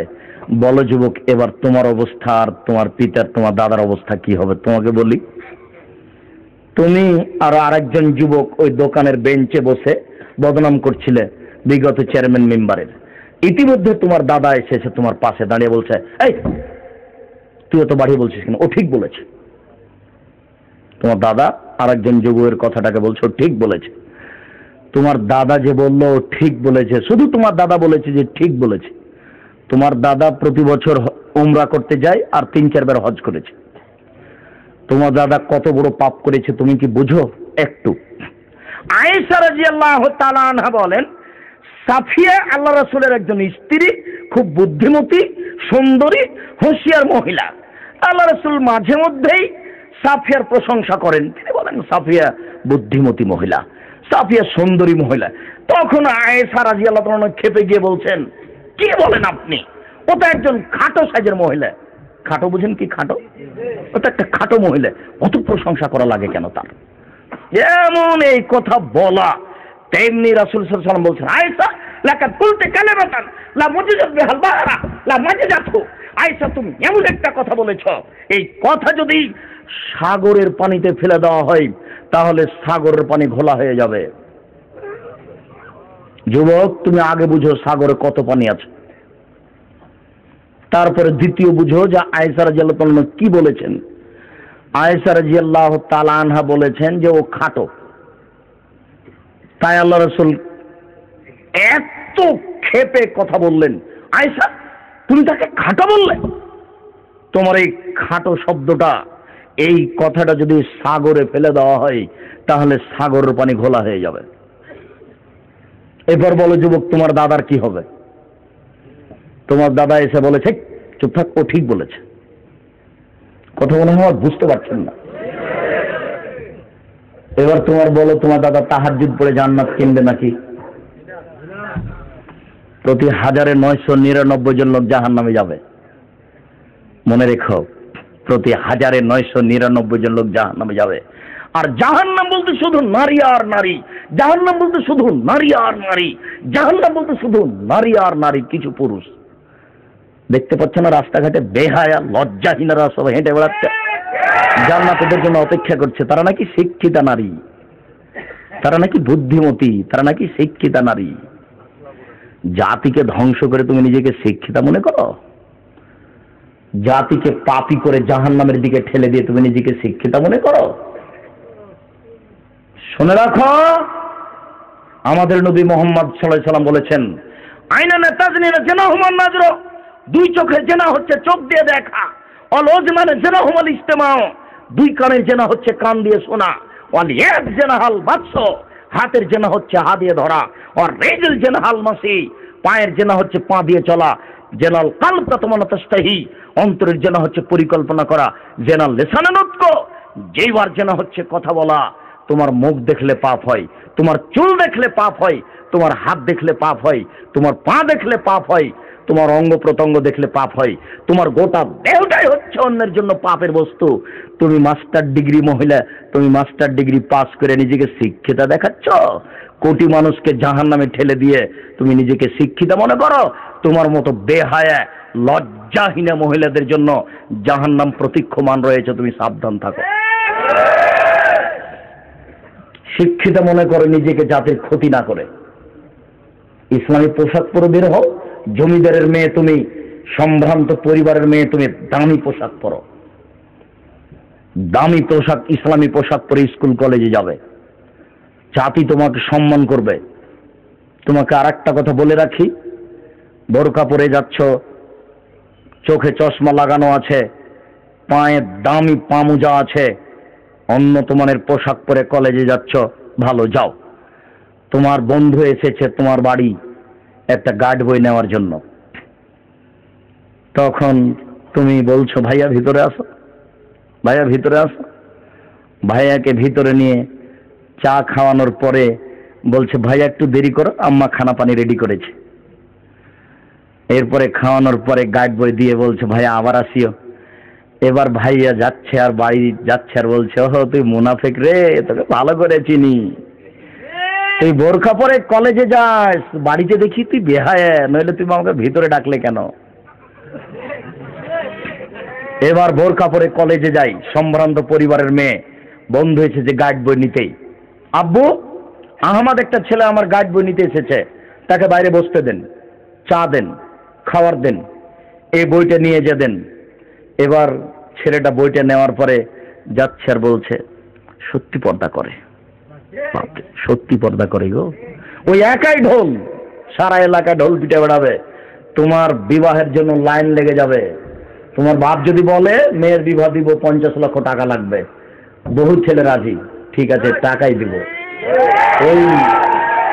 ওই মেয়ে কেমন আমাকে দেখতেই হবে, বাপরে, বাড়িতে গেলাম ভিতর পর্যন্ত যেতে দিল না, বাহির থেকেই খাবার দিল, সবকিছু দিল। এরই নাম পর্দা। এ তো বাংলাদেশের মাটি সৌদি আরবের মাটির সাথে কোনো মিল নেই। সৌদি আরবের মাটিতে স্বামী স্ত্রী, অর্থাৎ স্বামীর শ্বশুর বাড়ি, এটা স্ত্রী তার স্বামীকে সাথে করে নিয়ে এসেছে, সাথে করে নিয়ে এসে এবার বাপের বাড়িতে ঢোকার সময় ঢুকতে বাম দিকে বৈঠকখানা, বাম দিকে তার স্বামী ঢুকে গেল, মেয়েটা ভিতর দিকে চলে গেল। একটু পরে কেউ তাকে এসে খাওয়ার নিয়ে এসে দিল বা সে নিজে দিল। মেয়েটা ভিতরে গিয়ে মায়ের সাথে যার সাথে যা কাজ ছিল এবার বের হয়ে বলছে তার স্বামীকে চলেন।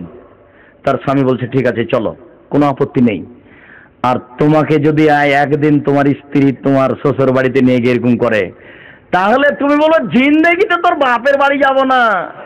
তোর বোনেরা লাটসাহেব হয়েছে, তোর বোনেরা আমার সাথে কথা বলে না, কাপুরুষ, তোমারও লজ্জা থাকা উচিত। আর এই বেহায়া মেয়ে কেন একটু চিন্তা করে না যে আমি তো বিবাহ সূত্রে এসেছি, আমার বোনকে কি করে বলি, সে একজন ইন্টারমিডিয়েট পাস মেয়ে, তাকে কি করে বলি আমি তোমার দুলাভাইকে চা দিয়ে আসো, তোমার দুলাভাইকে পান দিয়ে আসো। চা দিতে গিয়ে তার দুলাভাই তাকে কোলে নিয়ে বসে আছে। কত লজ্জাহীন অশিক্ষিতা মহিলা। আরে নিজে তো বিবাহ সূত্রে এসেছে, বোনটাকে ফাও ভোগ করতে দিচ্ছে। ফাও শব্দ বুঝেন না? ফাও শব্দ বুঝেন না? আপনি বলেন যে আপনার পরিবার শিক্ষিত, বলেন দেখি। আপনি একটা ওই মেয়ের একটা ফরাক কিনতে জানেন না, আর আপনি শিক্ষিত মানুষ, মানে ফরাকটা আপনি কিনলেন কেন? আপনার মেয়ের জন্য এই জামাটা কিনলেন কেন? আপনি দেখেননি তাতে এ আছে, প্রজাপতি আছে, কার্টুন আছে, আপনি কিনলেন কেন? এই ছেলেটার জন্য আপনি এই গেঞ্জি কিনলেন কেন? দেখেননি আপনি যেটা কার্টুন আছে তাতে? আমরা ওটা নিয়ে গেলে তো টয়লেট খানা ব্যবহার করব, সেটা যতই দামি হোক। আপনি ওটা কিনে নিয়ে আসলেন কেন ছেলের জন্য? আপনি নিজেকে শিক্ষিত মনে করছেন? ভুল হিসাব। সম্মানিত দিনী ভাই, মনে রাখুন, মহান আল্লাহ বলেন ওয়ালা ইয়াগতাবাজুকুম বাজা, সাবধান তোমরা কেউ কারো বদনাম করো না। মহান আল্লাহ বলেন ওয়াইলুল লিকুল্লি হুমাযাতিল লুমাযা, সামনে নিন্দা করে যারা, পিছনে নিন্দা করে যারা, জাহান্নামে নিশ্চিত যাবে তারা। সামনে নিন্দা করে যারা, পিছনে নিন্দা করে যারা, ওয়াইল নামক জাহান্নামে যাবে তারা। হুযায়ফা রাদিয়াল্লাহু তাআলা আনহু বলেন রাসূল সাল্লাল্লাহু আলাইহি ওয়াসাল্লাম বলেছেন লা ইয়াদখুলুল জান্নাতা কাত্তাত ওয়া ফিরাতিন নাম্মাম, যারা গীবাত করে, পরনিন্দা করে, তারা জান্নাতে যাবে না। তিনি বলেন যারা চগলখোর, এখানকার কথা ওখানে লাগাই, ওখানকার কথা এখানে লাগাই, এরাই হচ্ছে চগলখোর, এরা জান্নাতে যাবে না। আবু হুরায়রা রাদিয়াল্লাহু তাআলা আনহু বলেন রাসূল সাল্লাল্লাহু আলাইহি ওয়াসাল্লাম বলেছেন তাজিদুনা ইয়াউমাল কিয়ামা শারাল ওয়াজহে, বিচারের মাঠে সবচেয়ে নিকৃষ্ট মানুষ হবে তাকে যে ব্যক্তি ইয়াতি হাওলায়ে বেওয়াজহিন ওয়া ইয়াতি হাওলায়ে বেওয়াজহিন। এখানে এক কথা বলেছে, ওখানে আরেক কথা বলেছে। এই হলো গীবাতকারী, এই হলো বিচারের মাঠে সবচেয়ে নিকৃষ্ট মানুষ। আনাস রাদিয়াল্লাহু তাআলা আনহু বলেন, রাসূল সাল্লাল্লাহু আলাইহি ওয়াসাল্লাম বলেছেন, মান কানা জাওয়াজাইনে কানা লাহু ইয়াউমাল কিয়ামা লিসানান মিন নার। যে ব্যক্তি দুনিয়াতে দুই মুখের হবে, দুনিয়াতে যার দুইটা মুখ হবে, বিচারের মাঠে তার এক মুখে হবে দুইটি জিহ্বা, আগুনের তৈরি। মনে রাখবেন, যারা গীবাত বদনাম করছে তার মুখে বিচারের মাঠে কয়টা জিহ্বা হবে? দুইটা জিহ্বা হবে, আগুনের তৈরি। আমাদের দেশের ভাষা তো বলে, রাজশাহী চাঁপাই নবাবগঞ্জে বলে ও তো দোমুখা। এটা আপনারা বুঝেন কিনা? আরে ওর কথা ছাড়ো, তো দোমুখা, এরকম কথা কি বুঝেন আপনারা? এই কথা রাজশাহী চাঁপা নবাবগঞ্জে বলে, তার মানে যে গীবাত করে তাকে আমাদের ভাষা তো বলে দোমুখা। যেটা রাসূল সাল্লাল্লাহু আলাইহি সাল্লাম বলেছেন, যার মুখ হবে দুইটি দুনিয়াতে, বিচারের মাঠে তার এক মুখ হবে দুইটি জিহ্বা, আগুনের তৈরি। আনাস রাদিয়াল্লাহু তাআলা আনহু বলেন, রাসূল সাল্লাল্লাহু আলাইহি সাল্লাম বলেছেন, লা তুজুল মুসলিমিনা, তোমরা মুসলমানকে মুখে হাতে কষ্ট দিও না। ওয়ালা তুয়াইয়িরু, তোমরা তাদের নিন্দা করো না। ওয়ালা তাত্তাবিউ আরাতা আখিল মুসলিম, তোমরা কোন মুসলমান ভাইয়ের পিছনে লাগো না। ওমাই ইয়াত্তাবি আওরাতা আখিল মুসলিম, কেউ যদি তার মুসলিম ভাইয়ের পিছনে লাগে, ইয়াত্তাবিউল্লাহু আওরাতাহু, তাহলে আল্লাহ তার পিছনে লেগে যাবেন। ওমাই ইয়াত্তাবিউল্লাহু আওরাতাহু ইয়াফজা ওয়ালাউ কানা ফি জাওফিরা আলিহি, আল্লাহ যার পিছনে লেগে যাবেন আল্লাহ তাকে অপমান করেই ছাড়বেন। ও যদি নিন্দা করার পরে তার বাহনের পেটের মধ্যে ঢুকে যায় তবুও। সম্মানিত উপস্থিতি, এখন এই হাদিসটি বুঝাতে পারিনি। আল্লাহ রাসূল বললেন, আপনি যদি আমার বদনাম করার পরে আপনি আপনার উটের পেটের ভিতরে ঢুকে যান, তবুও আল্লাহ আপনাকে অপমান করেই ছাড়বেন। কেন? আপনি যদি আমার বদনাম করেন তাহলে আল্লাহ আপনার বদনাম করবেন। এবার আপনার পিছনে কে লেগেছেন? আল্লাহ। তো উটের বাহনের পেটে, মানে বাহনের পেটে তো মানুষ ঢুকতে পারে না। এই কথা রাসূল সাল্লাল্লাহু আলাইহি সাল্লাম কিভাবে বললেন, কেনই বা বললেন, বলে কি বুঝালেন? তিনি বলে বুঝাতে চাইলেন এইভাবে যে আপনি যদি আমার বদনাম করার পরে আমেরিকা চলে যান, এরপর আল্লাহ আপনাকে ওখানে অপমান করেই ছাড়বেন, তিনি সর্বশক্তিমান। যদি আপনি আমার বদনাম করার পরে মাটির ভিতরে ঢুকে যান, পাথরের ভিতরে ঢুকে যান, তবু আল্লাহ আপনাকে পাথরের ভিতরে অপমান করবেন, কেননা তিনি সর্বশক্তিমান। আবু হুরায়রা রাদিয়াল্লাহু তাআলা আনহু বলেন, রাসূল সাল্লাল্লাহু আলাইহি ওয়াসাল্লাম বলছেন, মাররা বি রব্বি, আমার প্রতিপালক একদা আমাকে উপরে নিয়ে গেলেন। আবার একটু ভালো করে বুঝেন, আমাদের নবী মুহাম্মদ সাল্লাল্লাহু আলাইহি সাল্লাম বলেন, একদা আমার প্রতিপালক আমাকে উপরে নিয়ে গেলেন। মারার তবে কওমিন, আমি কতগুলি লোকের পাশ দিয়ে যাচ্ছিলাম, লাহুম আযফরুন মিন নহাস, দেখলাম তাদের নখে লম্বা লম্বা নখ, এরকম বড় বড় নখ তাদের হাতে, তামার লম্বা লম্বা নখ। এক ফসল অজুহাহুম, এইভাবে মুখকে ধরছে, খামচাচ্ছে, গোস্ত তুলে ফেলছে। অসদরহুম, এইভাবে বুকের উপরে ভাঁজছে খামচা মেরে গোস্তকে তুলে ফেলছে। রাসূল সাল্লাল্লাহু আলাইহি ওয়াসাল্লাম বললেন, আমি জিবরাইলকে জিজ্ঞাসা করলাম, জিবরাইল মান হাউলাই, এরা কারা? এ কি কথা, এ তো আশ্চর্য, মানুষ কেন তার এরকম বড় বড় নখ দিয়ে মুখের গোস্তকে তুলে ফেলছে, এরা কারা? মানুষ কেন তাদের নখ দিয়ে বুকের গোস্তকে তুলে ফেলছে, এরা কারা? তখন রাসূল সাল্লাল্লাহু আলাইহি ওয়াসাল্লাম বলেন, হাউলাই ইয়াকাউনা ফি আরাজিন নাস, এরা হচ্ছে ওরা যারা বদনাম করতো, তারা মানুষের যারা বদনাম করতো তারই হচ্ছে এরকম অবস্থা। সম্মানিত উপস্থিতি, আবু হুরায়রা রাদিয়াল্লাহু তাআলা আনহু বলেন, রাসূল সাল্লাল্লাহু আলাইহি ওয়াসাল্লাম একদা বললেন, হাল তাদরুনা মা ইয়াদখুলুন নাসান নারা, সঙ্গী সাথে বলতে পারো মানুষকে বেশি বেশি জাহান্নামে প্রবেশ করাই কি? সঙ্গী সাথে বলতে পারো মানুষকে বেশি বেশি জাহান্নামে প্রবেশ করাই কি? সঙ্গী সাথে বলতে পারো মানুষকে বেশি বেশি জাহান্নামে প্রবেশ করাই কি? এই কথা বলতে বলতেই তিনি বলছেন, আল ফারজ অল ফাম, মুখ আর লজ্জায় স্থান, মুখ আর লজ্জায় স্থান। মুখে যদি গীবত করেন ফলাফল জাহান্নাম, জেনায় যদি লিপ্ত হন ফলাফল জাহান্নাম। আবু হুরায়রা রাদিয়াল্লাহু তাআলা আনহু বলেন, রাসূল সাল্লাল্লাহু আলাইহি ওয়াসাল্লাম একদা বললেন, হাল তাদরুনা মাইকুবুন নাসারান নারা ওয়াজহি, সঙ্গী সাথে বলতে পারো মানুষকে পিছন দিক থেকে ধাক্কা মেরে জাহান্নামে নিক্ষেপ করে কি? সঙ্গী সাথে বলতে পারো মানুষকে পিছন দিক থেকে ধাক্কা মেরে জাহান্নামে নিক্ষেপ করে কি সঙ্গী সাথী বলতে পারো? মানুষকে পিছন দিক থেকে ধাক্কা মেরে জাহান্নামে নিক্ষেপ করে কি? এই কথা বলতে বলতেই ফাঁকা জেলে সানাহ নিজের জিহ্বাটা নিজে ধরে এনে বলছেন, এই দেখো এই জিহ্বা মানুষকে পিছন দিক থেকে ধাক্কা মেরে জাহান্নামে নিক্ষেপ করে। তিনি বলেন, মাইয়াজমানলি মা বাইনা লাহিয়াইহি ওয়া মা বাইনা রিজলাইহি আজমাল্লাহুল জান্নাহ। পৃথিবীর মানুষ যদি দুইটা জিম্মেদারি নিতে পারে, আমি মুহাম্মদ সাল্লাল্লাহু আলাইহি সাল্লাম তাকে জান্নাতে নিয়ে যাওয়ার জন্য জিম্মেদারি নিলাম। মানুষ যদি দুইটা জিম্মেদারি নিতে পারে, বলতে পারে যে আমি দুইটা কাজ করব না, আমি মুহাম্মদ সাল্লাল্লাহু আলাইহি সাল্লাম তাকে জান্নাতে নিয়ে যাব। কিভাবে নিয়ে যেতে হবে সেটা আমি দেখব, তবে দুইটা কাজ তাকে করতে হবে না। এক, মুখ দিয়ে কাউকে কষ্ট দেওয়া যাবে না, গীবাত করা হবে না। দুই, জেনায় লিপ্ত হওয়া হবে না। যদি জেনা থেকে বেঁচে যাই এবং মুখ থেকে বেঁচে যাই, আমি তাকে জান্নাতে নিয়ে যাব। কিভাবে নিয়ে যেতে হবে সেটা আমার ব্যাপার। যুবক শোনো, চট করে একটা কথা মনে পড়ে গেল, তোমাকে বলে দিই। তোমার তো আচরণ চরিত্র দুর্বল, চরিত্র খারাপ। একটা মেয়ে যদি হেসে কথা বলে, তাহলে তুমি নাম্বারটা ধরে রেখেছো আবার কথা বলার জন্য। তোমাকে বলে রাখি, তুমি একটা কথা শুনে রাখো। আজকে যদি মেয়েদের সাথে কথা বলবো না বলে প্রতিজ্ঞা করতে পারো, জিন্দেগিতে আর কোনোদিন এরকম মেয়ের সাথে কথা বলবো না, এবং মোবাইলে যত নাম্বার আছে সব যদি কেটে দিতে পারো, তাহলে তোমার জন্য প্রথম সুসংবাদ, তোমার জন্য জান্নাতুল মাওয়া। মহান আল্লাহ বলেন, অনাহান নাফসা আনিল হাওয়া ফাইনাল জান্নাতা হিয়াল মাওয়া। কেউ যদি নিজের প্রবৃত্তিকে ঠেকাতে পারে, আজ থেকে এই অশ্লীল কাজে লিপ্ত হবে না বলে আল্লাহকে বলতে পারে, তাহলে আল্লাহ বলেছেন, ঠিক আছে, তুমি যেমন প্রবৃত্তি থেকে নিজেকে ঠেকিয়ে দিলে, আমি আল্লাহ তোমাকে জান্নাতুল মাওয়া দিয়ে দিলাম, যাও। এটা আল্লাহর ওয়াদা। দুই, তুমি আজ থেকে যদি অশ্লীল কাজ বন্ধ করতে পারো, তাহলে দুনিয়ার যে কোনো বিপদ থেকে বেঁচে যাবা।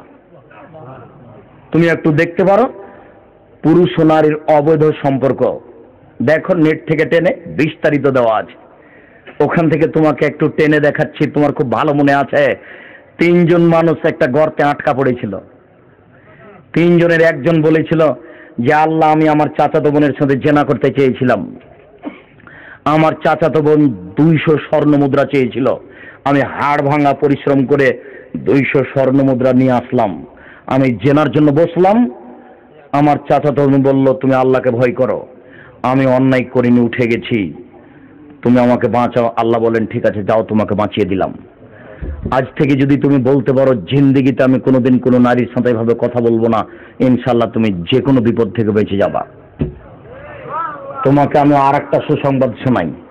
আজ থেকে যদি জেনা বন্ধ করতে পারো, আর কোনোদিন এই কাজে আসবো না, তাহলে বিচারের মাঠে 7 শ্রেণীর মানুষ বিশেষ ছায়াতলে থাকবে, তুমি তার একজন।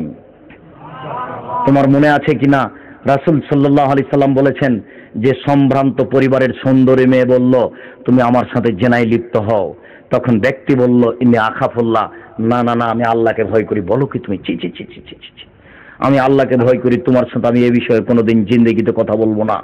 তুমি যদি এইভাবে বলতে পারো, বিচারের মাঠে 7 শ্রেণীর মানুষ বিশেষ ছায়াতলে থাকবে, তার মধ্যে তুমি একজন। আর তোমার বোনকে বলি, মহিলা, এখন তো অনেক রাত মহিলারা চলে গেছে, তারা কথা বুঝেও কিনা। আমি তো রাজশাহী চাঁপাই নবগঞ্জের মানুষ, আমার ধনতেসাও তালে বসা, তালে বসাও তালে বসা। এখন আপনারা বুঝতে পারছেন কিনা। আর মুসলিম বোন যারা তো নেই, 2-1টা থাকলে থাকতেও পারে। এরপরে আপনাকে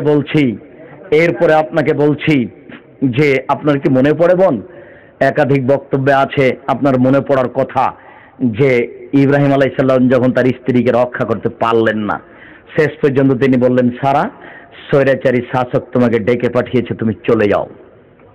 এই বলে তিনি সালাত আরম্ভ করলেন। স্বৈরাচারী শাসকের ঘরে সারা ঢুকেছেন। যেমনই সারা ঘরে ঢুকেছেন, তেমনি স্বৈরাচারী শাসক দাঁড়িয়ে হাত বাড়িয়েছে তাকে ধরার জন্য, জেনার উদ্দেশ্যে। তখন সারা বলছেন, থামো, আগে ওযু হবে, 2 রাকাত সালাত হবে। তারপরে সারা ওযু করলেন, 2 রাকাত সালাত আদায় করলেন। 2 রাকাত সালাত আদায় করার পরে বলছেন, আল্লাহুম্মা, হে আল্লাহ, ইন কুনতা আমানতু বিকা ওয়া বিরাসূলিকা, আমি যদি তোমাকে বিশ্বাস করে থাকি, তোমার নবী ইব্রাহিমকে বিশ্বাস করে থাকি, ওমা হাসান্ত ফারজিল্লাহ জাওজি, আমার লজ্জা স্থানকে জিন্দেগিতে আমার স্বামী ছাড়া কাউকে যদি ব্যবহার করতে না দিয়ে থাকি, এই তিনটে কথা যদি আমার সত্য হয়, এক, আমি সারা তোমাকে বিশ্বাস করি। দুই, আমি বলি না যে ইব্রাহিম আমার স্বামী, এই কথা আমি বলি না। আমি বলছি ইব্রাহিম নবী, ইব্রাহিম তোমার নবী, এটা আমার দ্বিতীয় কথা। তৃতীয় কথা, আমার লজ্জা স্থানকে আমার স্বামী ছাড়া জিন্দেগিতে কাউকে কোনোদিন ব্যবহার করতে দিনি। ওই সময়ে সারা পৃথিবীতে মাটির উপরে সবচেয়ে সুন্দরী মহিলা ছিলেন সারা। সারা পৃথিবীতে তার চেয়ে সুন্দরী কোনো মহিলা ছিল না মাটির উপরে। সারা বলছেন, আমার এই তিনটা কথা যদি ঠিক হয়ে থাকে, ফালা তুসাল্লাত আলাল কাফেরা, তাহলে তুমি এই কাফেরকে আজকে নির্জনে আমার উপরে জয় করো না। এই কথা বলার সাথে সাথে স্বৈরাচারী শাসক অজ্ঞান হয়ে উল্টে পড়ে গেছে। দেখেছো মুসলিম বোন তুমি ইমানের জোর কত, আর কথার গতি কেমন দেখেছো? তোমার সাহস হয়? তোমার পেট তো জাতি দেখে গো, তুমি কি বলবে? তুমি তো চুলে শ্যাম্পু দিয়ে জাতিকে এক গোছা চুল করে দেখাচ্ছ, তুমি আল্লাহকে কি বলতে পারো? তোমার কি বলার মতো সাহস আছে? দেখেছো সারার কেমন ইমানের জোর, বলছেন কিভাবে? সে বিশ্বাসী আমি জয়ী হবই। শুনুন, রাসূল সাল্লাল্লাহু আলাইহি ওয়াসাল্লাম বলেন ৫-৬টা জিনিসের জিম্মেদারি নিতে পারবে, আমি তাকে জান্নাতে নিয়ে যাওয়ার জন্য জিম্মেদারি নিলাম। এক, কথা বললে সত্য কথা বলে। দুই, ওয়াদা করলে পূর্ণ করে। তিন, আমানত রাখা হলে প্রদান করে। চার, জেনায় লিপ্ত হয় না। পাঁচ, হাতকে ব্যবহার করে না, রিকশাওয়ালাকে থাপ্পড় মারে না, দলীয় দাপটে কারো জমি দখল করে না। ছয়, চক্ষু নিচু করে চলে, বেগানা অপর নারীকে দেখে না। রাসূল সাল্লাল্লাহু আলাইহি ওয়াসাল্লাম বলেছেন, বেগানা নারীকে দেখে চক্ষু নিচু করে যে আমি তাকে জান্নাতে নিয়ে যাব। রাসূল সাল্লাল্লাহু আলাইহি ওয়াসাল্লাম বলেন, ৩ শ্রেণীর মানুষ জান্নাতে যাবেই। তার এক শ্রেণীর মানুষ হচ্ছে অপর নারীকে দেখে চক্ষু নিচু করে যারা, তারা জান্নাতে যাবেই। তিনি বলেন, হঠাৎ যদি কোনো নারীর উপরে চক্ষু পড়ে যায় তাহলে চক্ষু ফিরিয়ে নিতে হবে। যুবক শোনো, তোমাকেই বলছি। রাসূল সাল্লাল্লাহু আলাইহি ওয়াসাল্লাম বলেছেন যে বেগানা নারীকে দেখে চক্ষু নিচু করে যে আমি মুহাম্মদ সাল্লাল্লাহু আলাইহি সাল্লাম তাকে জান্নাতে নিয়ে যাব। তিনি বলেছেন বেগানা নারীকে দেখে চক্ষু নিচু করে যে সে জান্নাতে যাবেই। তিনি বলেছেন বেগানা নারীর উপরে চক্ষু পড়ে গেলে চক্ষু ফিরিয়ে নিতে হবে। বলো যুবক, তোমার মোবাইলের কি হবে? বলো যুবক, তুমি, তোমার বোন, তোমার দুলা ভাই, তোমার মা, তোমার বাপ, তোমরা 14 গোষ্ঠী মিলে তোমাদের এই টিভির পর্দাতে বেশ্যালয়ের মেয়েকে দেখছো দিন রাত। ও বেশ্যালয়ের মেয়ে, এমন কোন মায়ের বেটা জন্ম নিয়েছে মাটির উপরে প্রমাণ করতে পারে যে বেশ্যালয়ের মেয়ে নয়? আমি বলে গেলাম, দেখি কার ক্ষমতা আছে কথা উল্টাতে পারে। বেশ্যালয়ের মেয়েকে তোমার টিভিতে সবাই মিলে দেখে চক্ষু ঠান্ডা করে, কলিজা ঠান্ডা করে জান্নাত কিনতে চাও? জান্নাত কি পড়ে আছে? জান্নাত কি হাতের ময়লা? জান্নাত কি এদেশের নেতা নেত্রীর কবরে গিয়ে হাত তুলে দোয়া করা? আরে নারী পুরুষ তো কবরের পাশে আছে, আছে হিন্দু লোকটাও আছে, আবার নির্ধারিত দিনে হাত তুলে দোয়া করছে, আবার কবরে ফুল চাপানো আছে, এর পরেও নাকি তারা ক্ষমা চাচ্ছে। ধর্ম এদের কাছে বোকা হয়ে গেছে, ধর্ম এদের কাছে হাতের ময়লা, धर्म इधर कच्चे राजशाही चापा हवाई लड्डू, दोनों हाथ में लड्डू है, जो चाहे उसको खा ले, जो चाहे उसको छोड़ दे। धर्म हाथेर मोबाइले, धर्म पैतृक सम्पत्ति, धर्म बापेर जमी, এটা আমার বাপের জমি, আমি এই দিক দিয়ে চাষ শুরু করি না হয় ওই দিক দিয়ে চাষ শুরু করি, তাতে লোকের কি? ধর্ম পৈতৃক সম্পত্তি, যেই না অসম্ভব মিথ্যা কথা। ধর্মে কোন লোকের 5 পয়সার দাম রাখে না। পৃথিবীতে একজন মানুষের কথা দিয়ে ধর্ম চলে, বলেন তো তিনি কে? তিনি হচ্ছেন মুহাম্মদ সাল্লাল্লাহু আলাইহি সাল্লাম। পৃথিবীর কোনো মানুষের 5 পয়সা দাম নেই। জান্নাতের নারী অত সহজ মনে করো না যুবক। জান্নাতেরকে নারী দেখলে মনে হবে তারা এত সুন্দরী, তারা এত সুন্দরী, তারা এত সুন্দরী, তাদেরকে দেখে মনে হবে ঝিনুকের মধ্যে লুকানো মুক্তা। তারাই এত সুন্দরী, তারাই এত সুন্দরী, তাদেরকে দেখে মনে হবে ছড়ানো ছিটানো মুক্তা। যুবক শোনো, তারা এত নরম, তারাই এত নরম, তারাই এত নরম। ডিমের খোসা এবং কুসুমের মধ্যে সাদা পদার্থ যত নরম, যুবক তোমাকে আমি কি দিয়ে বুঝাই তারা কত নরম। তাদের ব্যাপারে আল্লাহ চ্যালেঞ্জ দিয়ে বলেছেন, লাম ইয়াতমিসুন্না ইনসুন ওয়ালা জিন। জান্নাতের ওই নারীকে কোনো জিন স্পর্শ করেনি, কোনো মানুষ স্পর্শ করেনি, এই কথা আল্লাহ চ্যালেঞ্জ দিয়ে বলেছেন। যুবক শোনো, তাদের কোনোদিন পেশাব হবে না, তাদের কোনোদিন পায়খানা হবে না, তাদের হায়েজ হবে না, তাদের নাকে সিকান আসবে না। শোনো, তাদের গায়ে ময়লা হবে না, তাদের কাপড় কোনোদিন ময়লা হবে না। ওদের মাথায় থাকবে লম্বা লম্বা কোঁকড়া কোঁকড়া কুচকুচে কালো চুল। শোনো, ওদের বক্ষ হবে স্ফীত গোলাকার। তোমাকে কি দিয়ে বুঝায় তারা কত সুন্দরী। এসব নারীকে ভোগ করতে চাও পতিতালয়ের নারীকে দিন রাত দেখে? তুমি কি করে বুঝলে? তোমার জন্য প্রতীক্ষমান রয়েছে জান্নাতে এসব নারী। তুমি ভুল বুঝেছো। সিদ্ধান্ত আজকে পরিবর্তন করে জান্নাতের নারী ভোগ করার সাথে দিন রাত আল্লাহকে বলো, আল্লাহ যা ভুল হয়েছে তুমি মাফ করো, তুমি আমার প্রতি একটু দয়া করো। আমি তোমার একটু রহমতের আশাধারী। একটু রহমত হলে আমি পাস করে যাব। কোন রকমে খালি জান্নাতটা পেতে চাই, জাহান্নাম থেকে বাঁচতে চাই। শুনুন, আবু হুরায়রা রাদিয়াল্লাহু তাআলা আনহু কথা বলেন, রাসূল সাল্লাল্লাহু আলাইহি ওয়াসাল্লাম বলেন, হাল তাদরুনা মাল গীবাত? সঙ্গী সাথী বলতে পারো গীবাত কাকে বলে, পরনিন্দা কাকে বলে? সাহাবীগণ বললেন, জি না, তা আমরা বলতে পারছি না, আল্লাহ এবং আল্লাহ রাসূল ভালো জানেন। আল্লাহ রাসূল বলেন, যিকরুকা আখাকা বিমাকরাহ, তুমি তোমার ভাইয়ের কোনো কথা বলবে, ও যদি এই কথা শুনতে পাই, তাকে যদি খারাপ লাগে, এটাই হলো গীবাত। আপনার কথা আমি বলছি, আপনি যদি শুনতে পান, আপনাকে যদি খারাপ লাগে, এটাই হলো গীবাত। আমার কথা আপনি বলছেন, আমাকে যদি খারাপ লাগে শুনে, এটাই হলো গীবাত। এই কথা বলতে সাহাবীগণ বলে বসলেন, আরাইতা ইন কানা ফিহি মা হুয়া, ও যদি জেনা করে থাকে, আমি যদি বলি জেনা করেছে, তাহলে কি গীবাত হবে? ও যদি চুরি করে থাকে, আমি বলি চোর, তাহলে কি গীবাত হবে? তখন আল্লাহ রাসূল বলেন, শোনো, ইন কানা ফিহি মা তাকুলু ফাকাদিদাবতাহু, ও যদি চুরি করে থাকে তুমি বলো, তাহলে গীবাত। আর ও যদি চুরি না করে থাকে তুমি বলো, তাহলে অপবাদ। যুবক শোনো, ও যদি অন্যায় করে থাকে তুমি আজকে বলো, তাহলে গীবাত। আর যদি না করে থাকে তুমি বলো অপরাধ, অপবাদ। তোমাকে এখন 80 লাঠি পিটাতে হবে। আমার বুঝে দেশের শতকরা 95 জন লোককে 80 লাঠি পিটাতে হয়। ভাজবা কি করে? আর যদি গীবাত হয় তাহলে ক্ষমা নেও। সম্মানিত উপস্থিতি, মুরব্বিয়ানে কেরাম বলছেন, আব্দুর রাজ্জাক সাহেব, আপনার কথা বুঝতে পেরেছি, একটু বাঁচার পথ বলেন। অনেক মানুষকে ঠগিয়ে আলু বিক্রি করেছি, এখন কি হবে?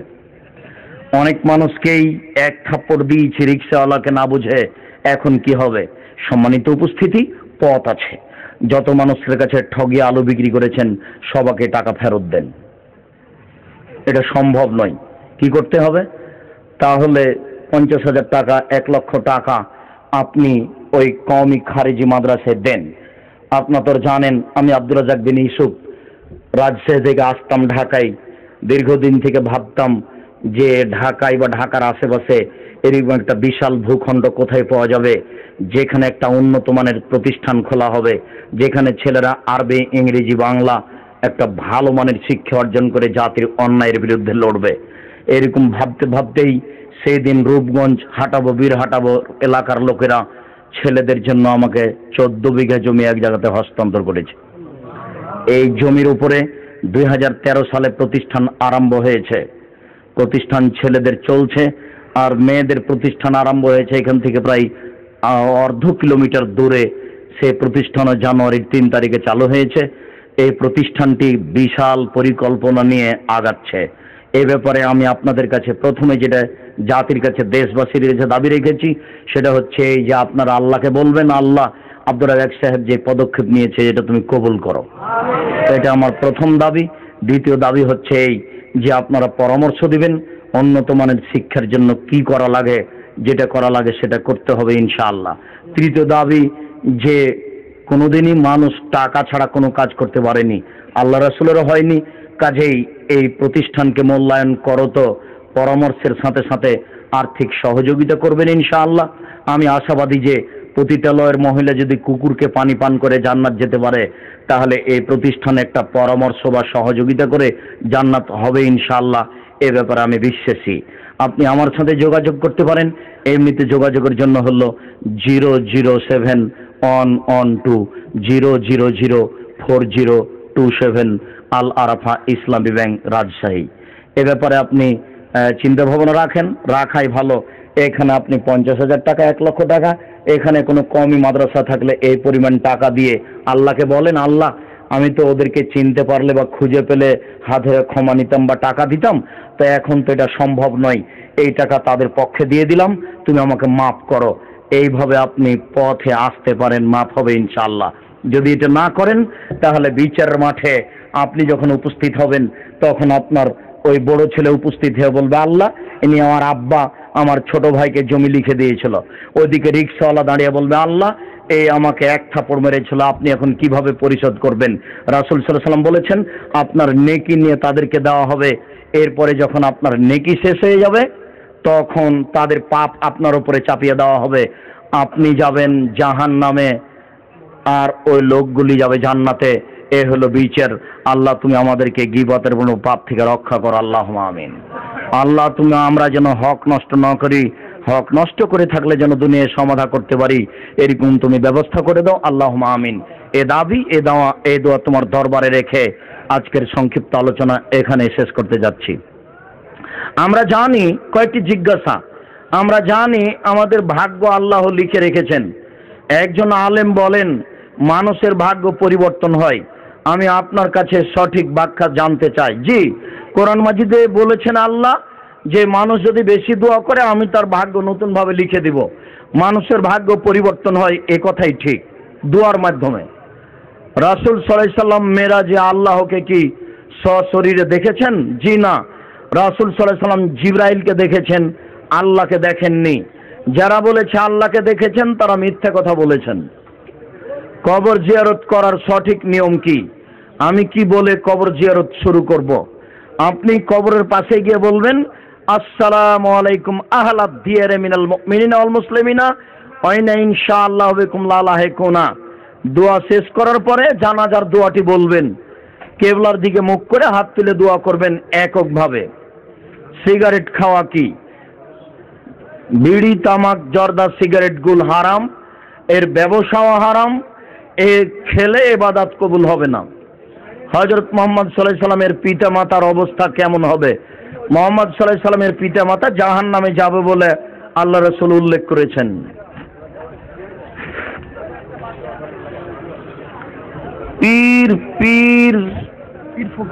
পীর ফকিরের মুরিদ বা বায়াত না নিলে কি রাসূল সাল্লাল্লাহু আলাইহি সাল্লামের শাফাত পাওয়া যাবে?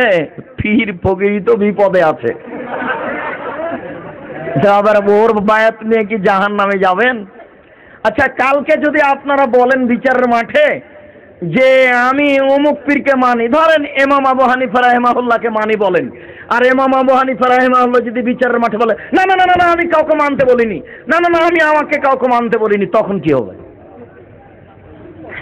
এই বুদ্ধি তোমরা কি করে আনো? হুঁশিয়ার ছেলে, হুঁশিয়ার সাবধান, এই বোকামি করো না। শায়েখ, আমরা শুনে থাকি নবী মুহাম্মদ সাল্লাল্লাহু আলাইহি সাল্লামকে সৃষ্টি না করা হলে পৃথিবী সৃষ্টি করা হতো না। এই কথাটি নগদ মিথ্যা কথা। রাসূল সাল্লাল্লাহু আলাইহি সাল্লামের সৃষ্টির সাথে পৃথিবীর সৃষ্টির কোনো সম্পর্ক নেই। লিল্লাহে তাকবীর ও নারায়ে তাকবীরের মধ্যে পার্থক্য কি? নারুন শব্দটাও আরবি। নারায়ে তাকবীর মানে আল্লাহর তাকবীর উঁচু হোক, কিন্তু এই শব্দটা হাদিসে আসেনি। হাদিসে এসেছে লিল্লাহে তাকবীর, উঁচুটা আল্লাহর জন্য, এটাই বলতে হবে, নারায়ে তাকবীর নয়।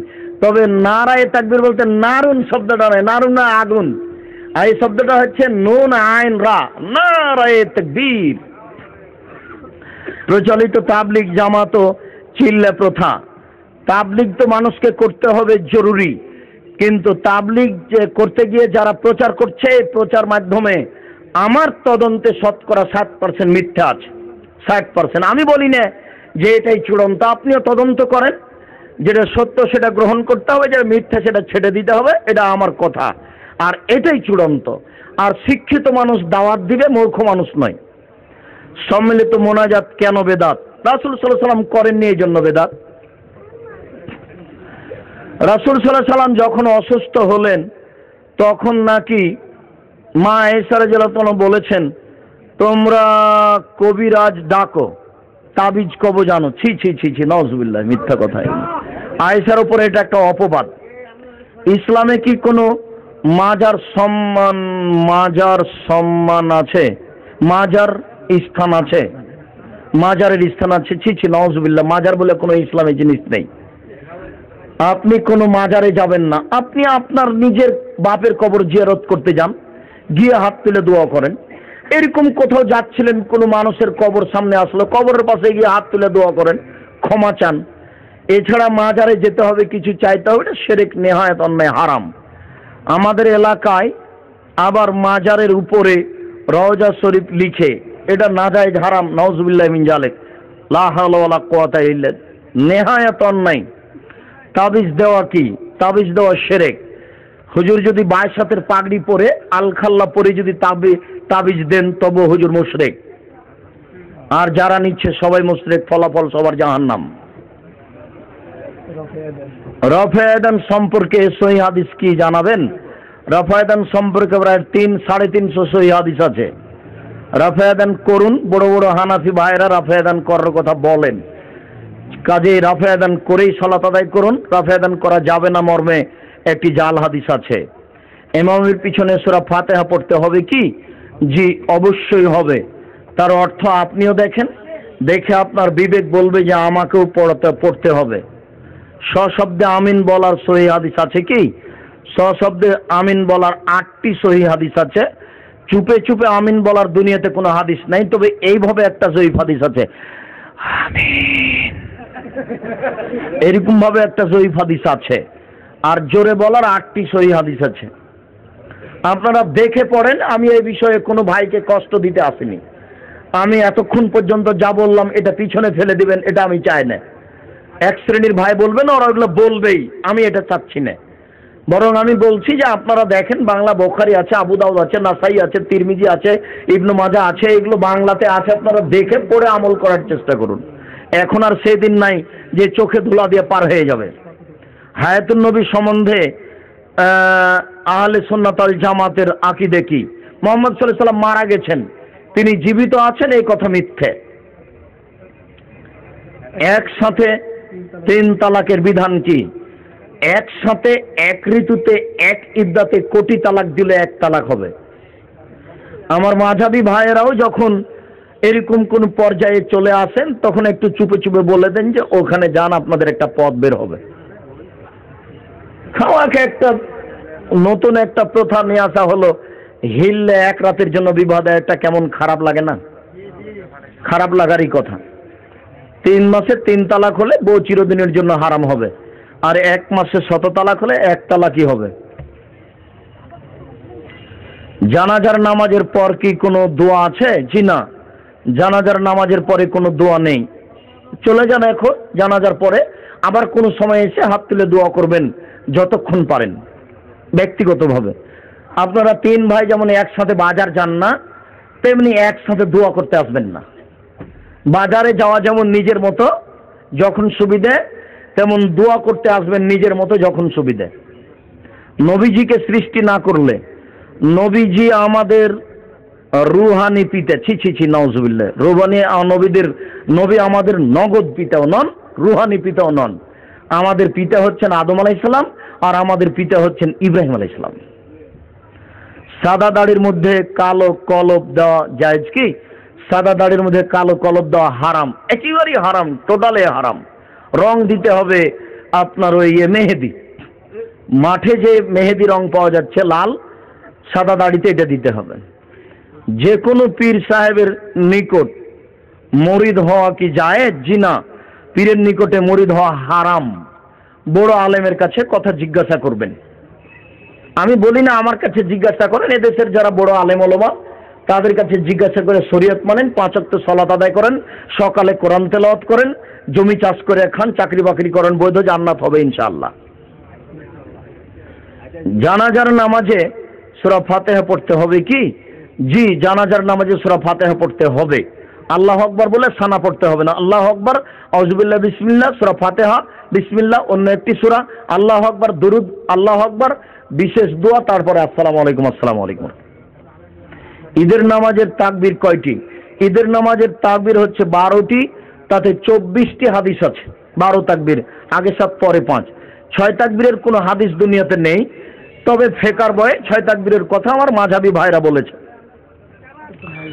মহিলা পুরুষের মধ্যে নামাজের কোনো পার্থক্য আছে কি? জি না, মহিলা পুরুষের মধ্যে নামাজের কোনো পার্থক্য নেই।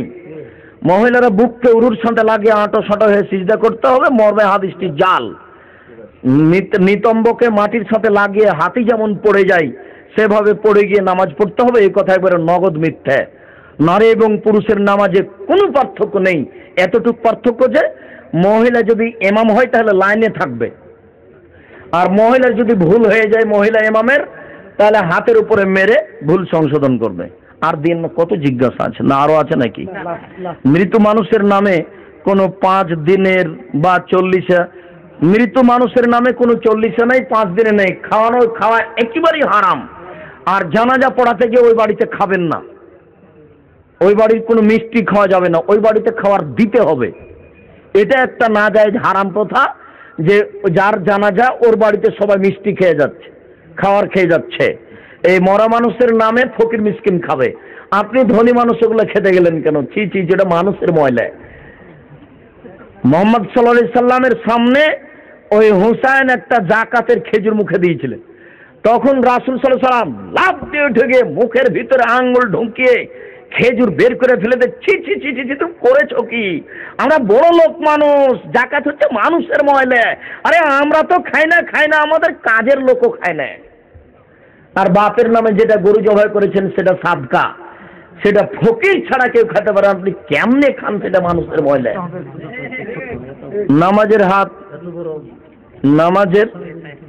নামাজে হাত বাঁধবো কোথায়? নাভির নিচে হাত বাঁধার 3টি হাদিস আছে, 3টি ঠিক নয়। বুকের উপরে হাত বাঁধার 4টি সহিহ হাদিস আছে, 4টি ঠিক। শুকরিয়া, জাযাকুমুল্লাহ খায়র। আল্লাহ আমাদের যারা মারা গেছে তুমি তাদের কবরের শাস্তি মাফ করো। আমরা যারা অসুস্থ তুমি তাদের আরোগ্য দান করো। আমরা যারা বেঁচে আছি তুমি তাদেরকে তোমার রাসূলের পদ্ধতি অনুযায়ী চলার তৌফিক দান করো। এই দাবি, এই দোয়া তোমার দরবারে রেখে আজকের সংক্ষিপ্ত আলোচনা এখানে শেষ করলাম। সুবহানাকা আল্লাহুম্মা ওয়া বিহামদিকা আশহাদু আল্লা ইলাহা ইল্লা আনতা আস্তাগফিরুকা ওয়া আতুবু ইলাইক। আসসালামু আলাইকুম ওয়া রাহমাতুল্লাহ।